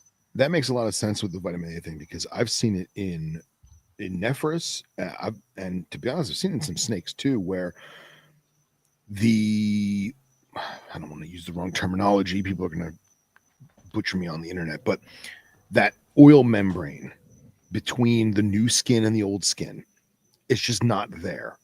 And Hmm. sometimes I know a lot of snakes, it's a dehydration thing, especially like Dramarchon. Hmm. If a Dramarchon is dehydrated, it's not coming off right. Same thing with like honestly, my wrinkles, like the keeledness of it. If Yeah. they're dehydrated, because I tend to keep everything a little more It's like arid, stuck. it flakes off. And like I had a one of my male wrinkles like had the lip thing, you know what I Mhm. mean, the fish hook lip Yeah. skin. He had that for like 3-4 weeks because I was like, I'm not gonna peel it off. Like he'll get it off on its own. It's on Yeah. his face, and he just left it there. And I realized, well, no, it's because it's still tethered. Yeah. Yeah. You know, and eventually it did come off. He probably stuck his head in the water bowl, being a goofy moron. Softened up But a little bit. Yeah. yeah, but I honestly, that vitamin A thing, I feel like it makes a big deal, especially on something that is not vitamin A is a big deal, but also the dehydration thing with something that's not actively drinking out of a water bowl, Hmm.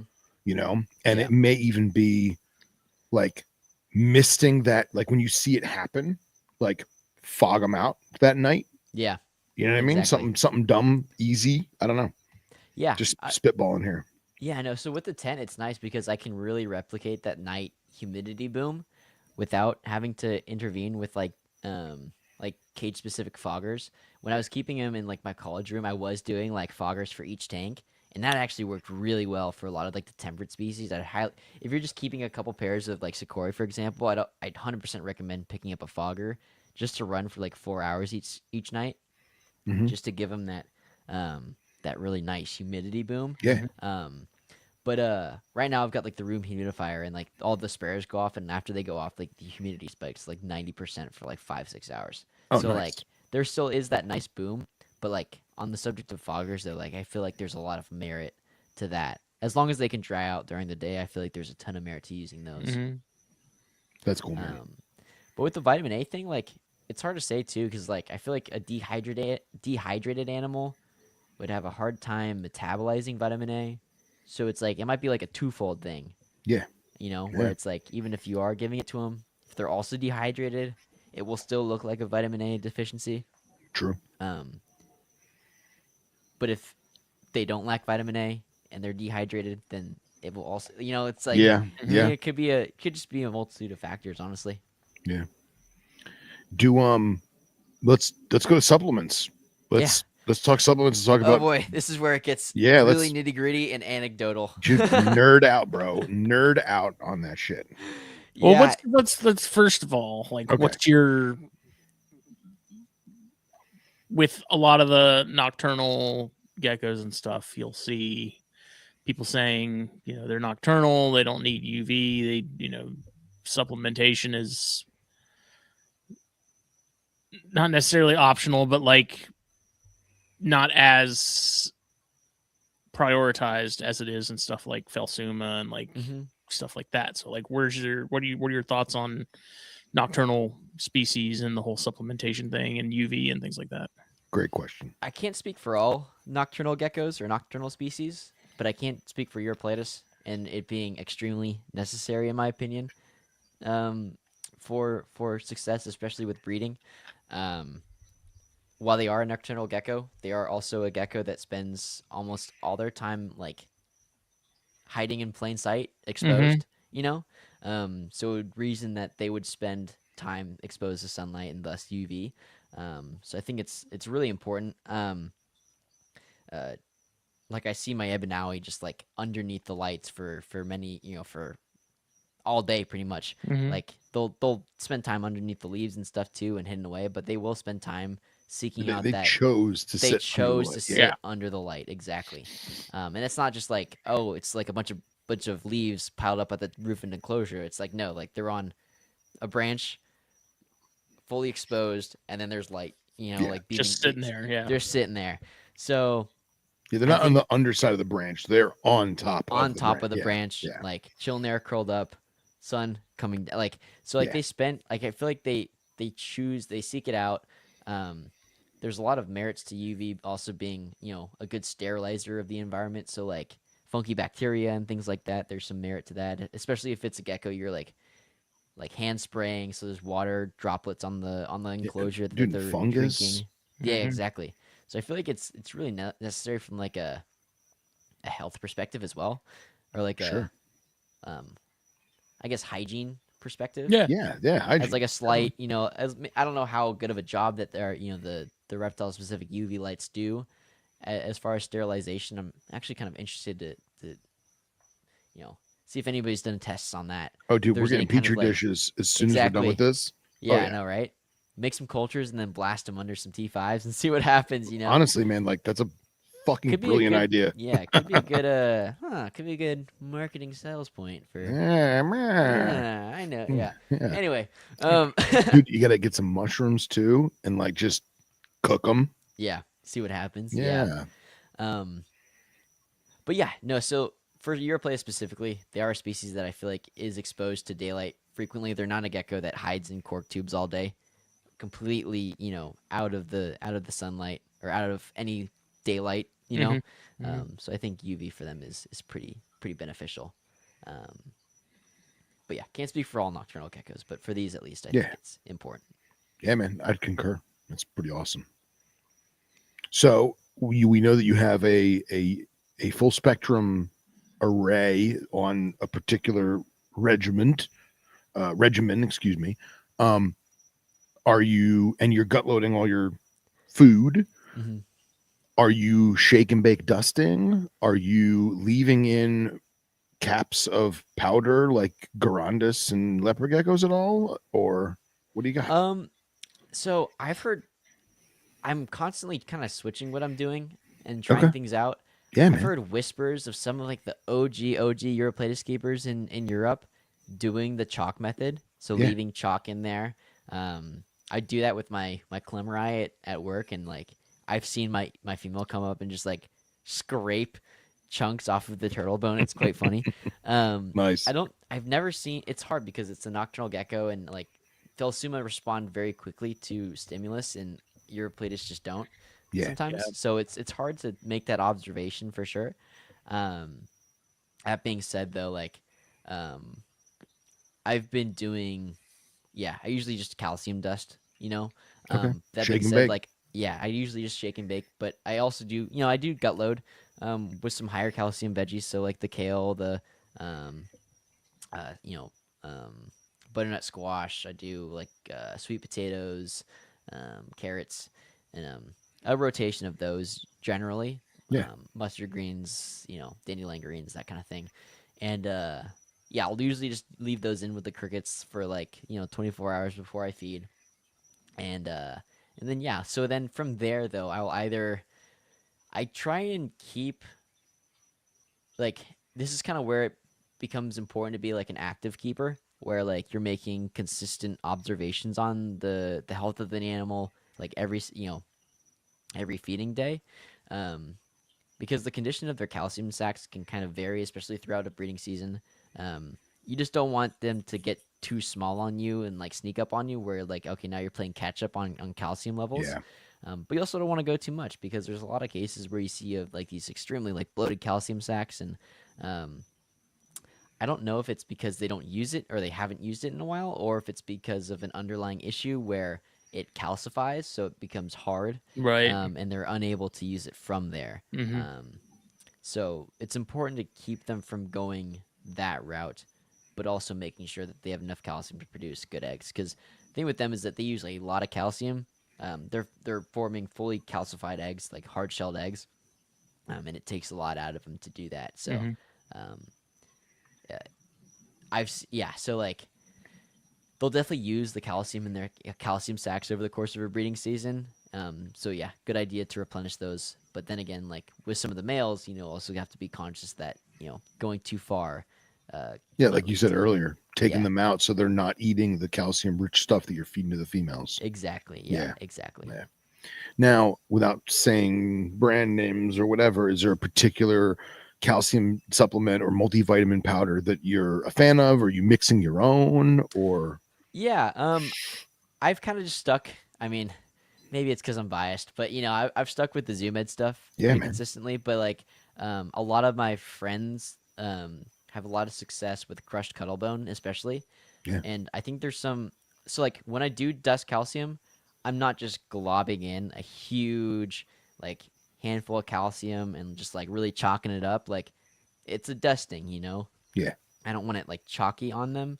Um, I think the precipitate calcium is like extremely potent, so you can't like not like you can't, but like you. I feel like I try and be conscious of how much I put on in a single time, Sure. um, and it's not like a foolproof way to give calcium. I feel like it might be slightly or like be fairly dehydrating, and also Absolutely. put a lot of strain when they try and metabolize it. If there's a lot of like pure precipitate calcium on a cricket, um, so I try and keep it to a dusting. Um, Yeah. I look at it the same way as like us eating a Tums after yeah, dinner.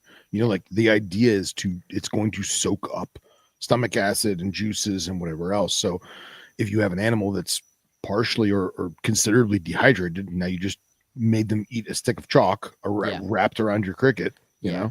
exactly. No, I'm with you, Yeah, man. so it has some like, so that's why it's like if you do have an animal that is going through like a calcium crash, it's important not to go too overboard as well, because Yeah. the pendulum can swing very very Mm-hmm. fast as well. When they're unable to metabolize calcium, um, it goes right to the calcium sacs, and if there's like a fast like influx sometimes, then that can kind of get out of hand fast. Um, Mm-hmm. Wow. so yeah, so like you want them to store it, but also you don't want too much going to storage at a single time. You don't want to put too much strain on the Yeah. system. Just from talking to other keepers and kind of honestly, this mainly goes for Sakura. All this like careful calcium, dusting talk is mainly involving Sakura. Ebanawi, Hankalai, I've never had an issue just dusting as much as I can. Like I feel like it's mainly the lower um the lower metabolism, the more temperate species that Mm-hmm. you really need to be careful of with diet specifically. So the warmer stuff, Lineatus, Hankalai, Fimbriatus, I guess too, Ebnaui, you can kind of be on the heavier handed side with those in my experience, but the temperate stuff, Peachmani, Sakura, Fantasticus, you got to be like careful with how much calcium and how much you're feeding at a given time. Very Um, interesting. yeah, Very cool, man. Very it's cool. maybe it's a little bit to do with because they come from more temperate environment, more water, um, more humidity. Mm-hmm. If they're not fully hydrated, obviously a dehydrated animal can't properly metabolize certain things, right? Um, so that also might have something to do with it and some of the issues that you see. Because early on, like back when I was like a lot of these issues I kind of experienced firsthand when I was cohabitating a few Sakura I was growing up. I would be like I was fairly heavy handed with this with the bugs I was chucking into that enclosure, and just letting them catch them as they please. And um, the animals in that enclosure, some of them did get um, fairly severe gout. So like it kind of presented as just like big uric acid deposits in the joints mainly, um, and And that they're was they're visible through yeah. the skin. Yeah. You can't see the white, but you can see the large mass Yeah. forming Yeah. in it. Yeah, And the damn, lost my thought. You were mentioning about the feeding the Hankalai. I'll remember. It'll come to me. Sorry. but yeah, like and then like so the Ebanawi and the Hankalai, They come from a slightly drier, slightly warmer spot. So like with those, I feel like higher metabolism, they can eat more, and so I tend to not be as careful with those when it comes to watching my food. Going back to quantity of food, have you noticed any of the species you're keeping? If you put too many prey items in there, it almost becomes a stressor. Yes. Yeah. Sorry. A stressor, I don't know, but too much, they will try and eat all of that, and then you'll sometimes Oh. find little cricket regurge Oh yeah. packets. Yeah. Like that Pal is pellets. Yeah. that is definitely a thing with them. Oh yeah. If they eat too much, they love to eat. So you just got to be kind of careful of that mainly. Okay. When you go too heavy handed. So that's why it's like it's kind of tough cohabitating more than a pair in an enclosure, because if you're putting more than a pair's worth of crickets in an enclosure, I feel like one animal can kind of get out of hand sometimes. Yeah, you don't know if everyone's eating or if it's just it one or becomes two really of them. really difficult to regulate that. Mm-hmm. Fascinating, man. Yeah. Absolutely fascinating. You do any roaches? Red runners every now and then when I have access to them. I don't keep a consistent supply here, but I kind of like to mix it up every now and then. I've been playing with giving him grasshoppers when I get them as well. I think this time around I'm going to raise up some large grasshoppers to feed to the Hankali fimbriatus, just to give him like a nice chunky, Yeah. Something heavy, big bug, Mm-hmm. get them ready for breeding season. And I've fed the Hankali those before, but fimbriatus, I'm really excited to see what they do with those. Oh, I dude, feel like my murk 'em, Hankali, bro. I feel like my Hankali, they like crickets and they'll eat them, but they don't they're not the most enthusiastic, Mm-hmm. And I feel like a larger prey item might get them into go mode, or make them a little bit more enthusiastic to eat. So I'm really interested to try that out. That'd be cool, man. You got to record it. Yeah, I will. For sure. For sure.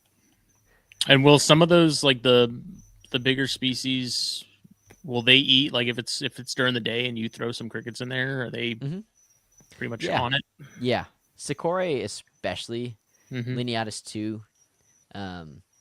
I wouldn't expect an animal to eat like that, like right out the gate. But after it's been established, assuming that, then they're pretty opportunistic, for sure. But if you have an animal that it also kind of goes down to personality of the specific animal too. So you will have those odd ones that don't take to food super right away. But I've seen a lot of mine that will take during the day for sure. Especially if it's been a couple days, And generally, I'm only feeding most of my animals like twice a week anyway. I kind of do like a 2-day. Even for the babies, I'm only feeding them like twice a week. And is the growth rate on babies, is it pretty quick? Ebinawi, they hatch out they hatch out of a pea-sized egg, and after consistent feeding and all that, I can usually get them to a point where I can sell them, and somebody can take it and feel good, feed them small crickets in about 5 to 7 months. Oh wow, That's usually what I do for a lot of them. It's just 5 to 6, 7-ish months is a good timetable to be on. I don't try and grow my animals out super fast. Kind of the same reason with the Sakura. Just had some bad experiences with overfeeding, I think. So for those, I'm usually just still being strict, but obviously, not letting them get skinny. But being fairly strict with the babies as well. Are there specific plants for the setups that you are partial to using?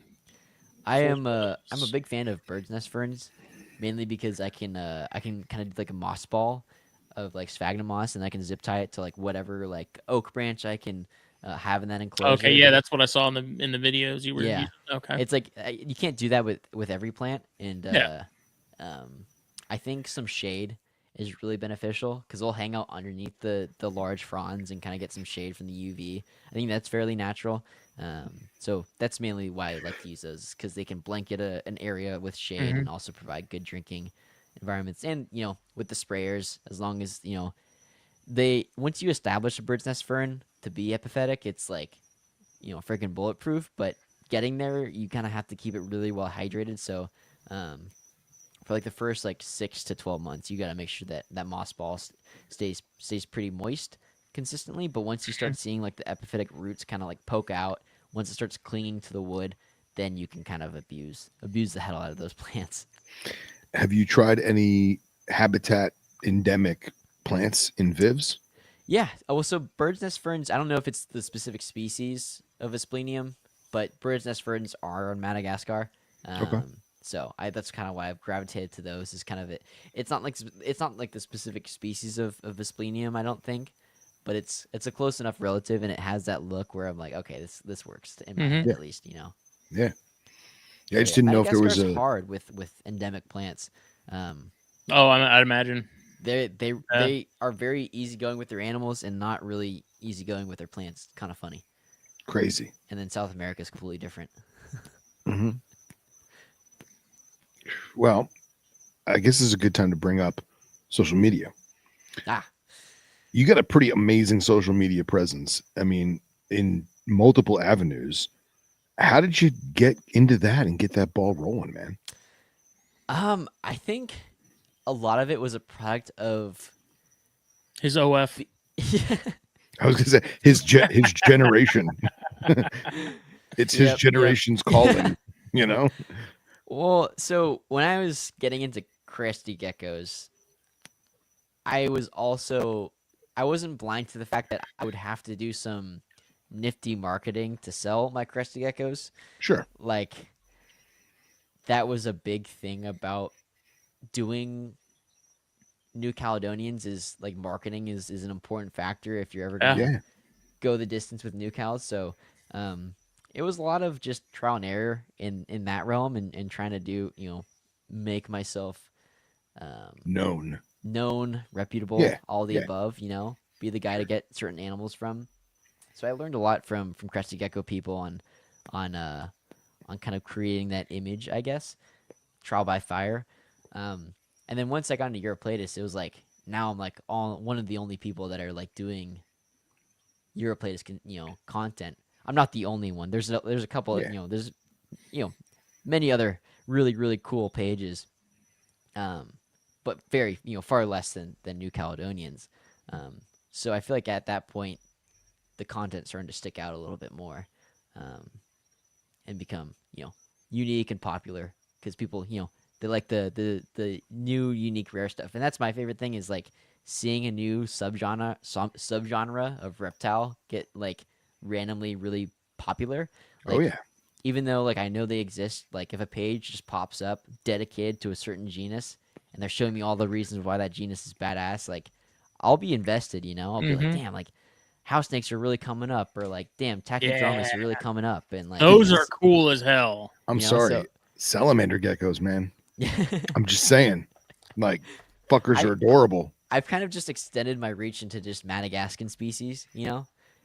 I think that's been my true love as of recent for sure. My buddy John Calloway has had some of those tackies at one of the shows I was helping him vend a couple months ago, and those are cool. Those are cool little lizards, dude. Yeah. I was looking at them, contemplating like I might have to go home with some of these. They're so dang easy So too. cool.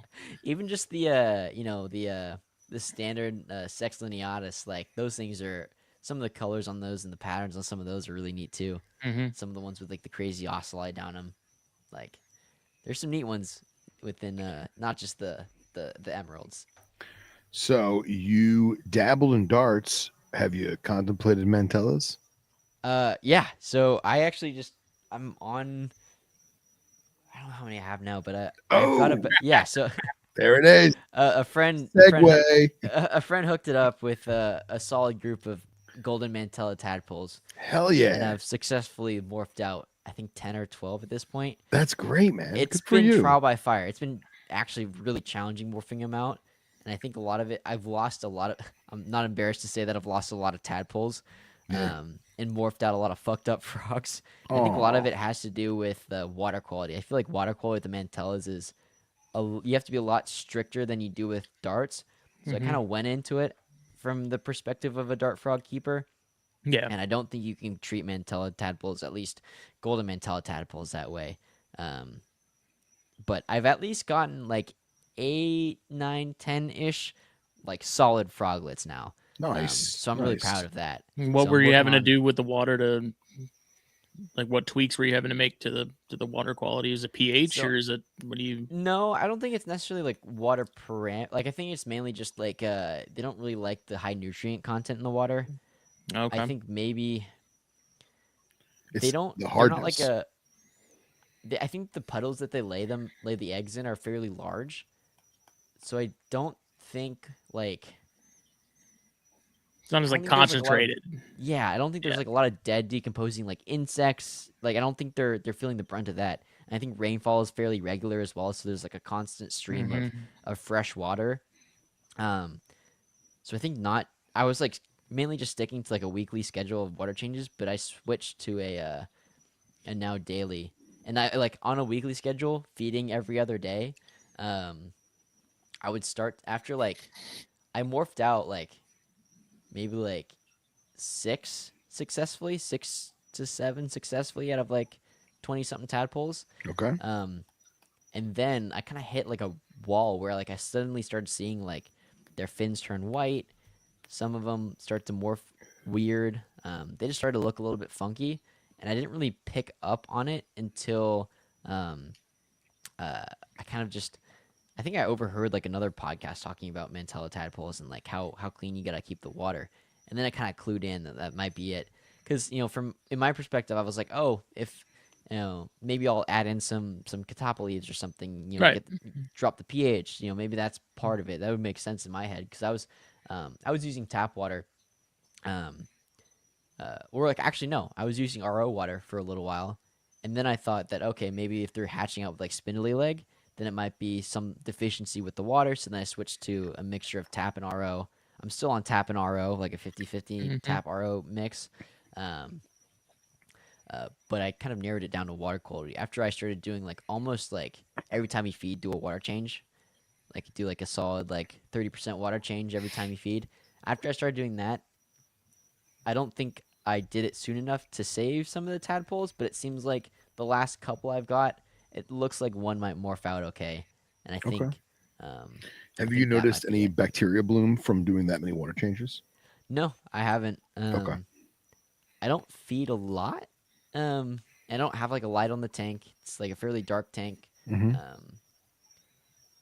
So yeah, I haven't necessarily seen like that bacteria bloom.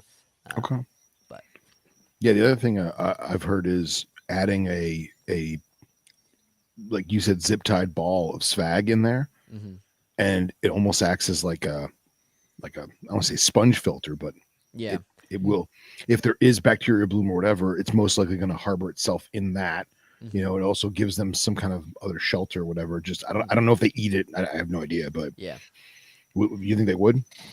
possibly. I think with at least the golden mantellas, some of the dendrobatids, they take to like the large like pelleted food Mhm. fairly regularly where they'll like graze on the surface. And I don't, from what I've heard from other people, the goldens, they don't really like to nibble on like the large chunks. They kind of like the smaller particulate stuff. Okay.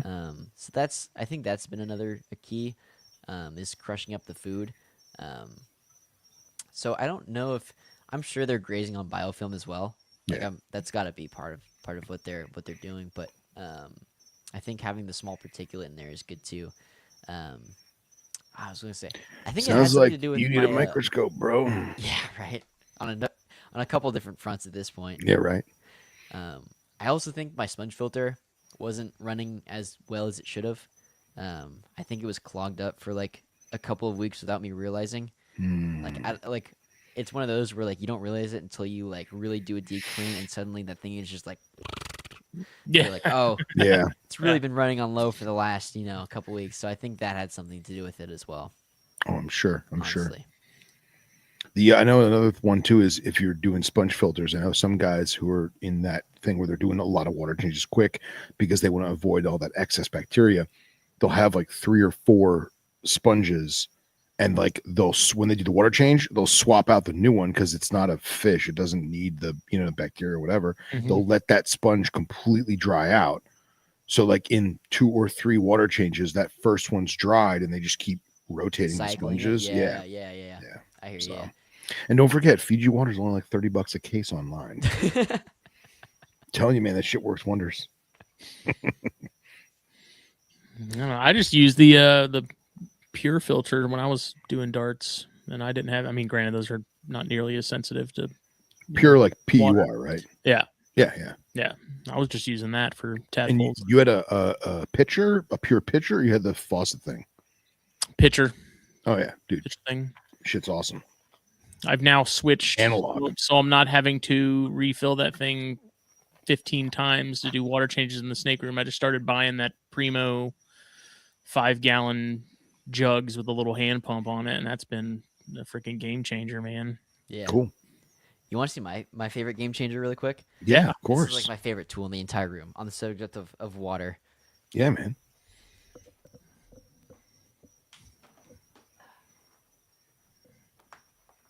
Huzzah. What is that? In all its glory. So It's like a jetpack. Yeah, it's like Boba Fett's I can't even- pack. I need to get my- It's got his There we go. All right, web so blaster and everything. Yeah, no. So this is a giant pump sprayer that I got off Amazon. I'll Right. show and tell here.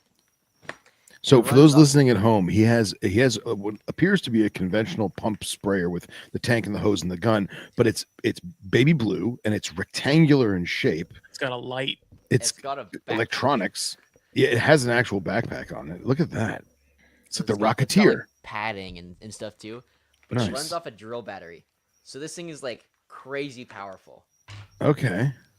I don't know if you could hear that. Sorry, Damn. my mic was away from me. But Yeah, yeah. So yeah. it runs off a drill battery, so it's like crazy powerful, and you can Okay. set this PSI to be like stronger than I would want to spray a gecko. Fair enough. It's All like a right. miniature pressure washer, basically. Yeah, Yeah. pretty much. It's a little mini pressure washer. That's cool. But here, let So me see. what are you specifically using this for? I still hand spray all my babies, Okay. and it really helps save time because like if I've got to spray like all the baby enclosures, that's like, you know, I've got the Mist King for all the adults, but I still think hand spraying, even the adults sometimes too, is crucial. But like the nice thing about the retro bees is I can just like take this thing and just like do like a lap around, just Oh, holding it's a it down. flamethrower. Yeah, exactly. And Dude, you it's do, a like, it's a lap. World War II flamethrower for watering geckos. Dude, just get some Heelys and you're on to something. Oh my! Did you hear that? That's some. It's a pressure washer. That is Look at this thing. that's crazy. Meanwhile, for those listening at home on your commute to work, he's literally just like shooting the pressure washer over his shoulder, just ambient mist into the room. It makes like a really loud, obnoxious noise when you do it. So But so it, who like, makes it that? feels powerful. You can It- feel the recoil. Nice. It's got real deal kung fu grip. Where's Mike Kasicki when you need him? So that thing is blue. Is it Makita? Like who makes that thing? Random Chinese company. But they did Nice. a good job. That's cool, man. Rock and roll. I think it's called a Side King. Side King. Nice. I don't know. If I had the American version, that'd be great too. But Yeah. I think it was like 70, 80 bucks on Amazon, and it Worth works it. with like any conventional like Standard drill. Yeah. So it doesn't matter like if any you've drill got. battery. Like as long as you Okay. have like an 18-volt, Yeah. 2 mega amp battery, then you'll be That's solid. brilliant. Yeah. It'll work in your rotation of Look, Construction Mike, equipment. you summoned him. Oh, nice. He just popped up. Nice. I love it. Oh, that's good. He's learning. We love you, Mike. That is cool though, man. That is a cool piece of herp room kit. It's my I favorite like thing. that. It saved me so much time. It's like it's really lessen the need to if it wasn't like if I didn't have to like there's weekends where I go and I'm gone for a couple days herping or traveling or whatever. With like if it wasn't for that, it would probably negate the need for a Mist King, honestly. Yeah, and honestly, the Zoom Ed and Exoterra both make a 500 milliliter hand sprayer, right? It's got black top with the handle and a little brass fixture. I love those things, man. They work like $1 million. I can't tell you how many I've gone through over the years. Just like a whole case of them, Yeah. just because you're just constantly pumping, you break the plastic, it dry rots in the desert room or whatever. Yeah, and, yeah. dude, that thing ain't breaking. Nope. No. It's got like metal fittings and stuff too. Like it's like Wow. like the tube itself is like It sounds like it is a pressure washer. It sounds like a pressure washer. Yeah. Yeah, man. That's fucking wild. I love it. Oh, that's cool, man. Yeah, it's That's pretty cool. That's very cool. Very cool. I like it. Well, gentlemen, we're at the 2-hour mark. Is there anything you guys want to touch base on, and we'll kind of wind it down a little bit? I don't think so. All right. Well, Jack, this has been fucking awesome. Yeah, no, I had a great time tonight. This is Even good in time, my man. even in my delirium, it's been a blast. Thanks for having me, guys. It's good. Well, I mean, technically, you're in the past. Yeah. So, yeah, Yeah, 8:00 here. that's wild. Obviously you're all over social media. You have amazing pages and content. But for those who are listening, where can they find you? You can find me on Instagram at Gekkotaculture. Just if you have got any questions about any of the species I work with, just feel free to hit me up there. I hope I was somewhat cognizant tonight and clear with some of the most things. definitely. But if we got on some tangents, then I'm very sorry. Definitely running on like Man, it's the 2 whole fun hours of of it. sleep last night. I think I got back at like 4 a.m. because we went out and got dinner after the show, and then I drove home. Ooh. Oh, it was- jeez. It was brutal. It's worth But it. no. So if you guys got any questions, if you need me to fill any of the gaps, then, Yeah, man. don't hesitate to reach out. And you do have a morph market. Yeah, I don't post there super regularly. Honestly, it's mainly Okay. just like if I have animals that didn't sell on Instagram and Okay. I need, want to move. That's usually where they'll end up eventually. We don't sell animals on Instagram. Wink, wink, nudge, nudge. Wink, wink. Yeah. I gift animals. I don't Yeah, know. yeah. What's the There PC is none. term? Who gives a fuck?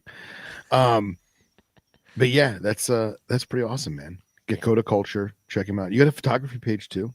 Yeah, that Instagram is Jack in the Woods. The tag should be in the Gekkotaculture account somewhere. But yeah, that's kind of where all my herping photography and stuff is as well. That's great, man. Which is also very much worth checking out. Yeah. It is. Yeah. A lot of stuff from Costa. I need to start posting some of the individual pictures from Costa Rica. I did a couple of big posts, but that recent trip was. Dude, I want to get down there so bad. It's fucking unbelievable, man. It's So bad. incredible. What do you keep any Costa Rican species by chance, or do you have any like bucket list ones you're thinking of, or? I've got some tarantulas. Yeah. Let's talk off air. Okay. But Nice. yeah, there's like that's right now that's the best spot to go because it's got dart frogs, they've got Yeah. snakes, they've got spiders, scorpions, all that good stuff. So Yeah. can No, kind of totally. touch on a little bit of everything there. So For sure, man. For sure. it's I'm, Yeah, we I'm saw all trying that. to get one, sort of start thinking about planning one You should. soon. Yeah. So, Let me know if you need guides. The people I went with, like by the end of it, we were like best friends. Like they took us to like a Costa Rican nightclub on the last day, and we'd never met him the first day. Or like I had never met him the first day. Yeah. The other people I went with, they were like kind of all already had gone on like I think a Colombian expedition with them, Mhm. so they kind of were in the know. But these were all strangers to me, and by the end of it, we're like getting wild in a Costa Rican nightclub at 4 a.m. It was pretty fucking awesome. nice. Dude, man, when in Rome. Shout out Sierra Wild. Nice. Cool. Good stuff, man. Well, we are supposed to be back Thursday for Arachnerds. Yeah. And then I'll talk to Jake. I don't know what the Flippin' 10 schedule is looking like, but we'll keep everybody posted on that. Tampa Carpet Fest is happening February 7th in Tampa. Yeah, If you man. want more information on that, just hit me or Phil up. We'll get you That's squared good. away there. And I mentioned it last show, but if you're thinking about doing like a lot of people when they go to Daytona, it's a lot for them to come fly, airport, hotel, all that, rent a car, whatever, for just a reptile show or just for Carpet Fest. But it's just outside Tampa. It is Tampa Carpet Fest. So you got the main event Saturday night, but there's the zoo, the aquarium, the beach, the nightlife, Ybor City, whatever you want. Tampa's got it. So if you're thinking about making it a week, bringing family, you're also got Busch Gardens, and you're literally 45 minutes away from Orlando. So if you want to do Disney or Universal or any of those big theme parks, it's worth it. And then you can conclude your week with Carpet Fest. Hell yeah. Hell's yeah. Well, thank you, everybody. We will see you later. Bye.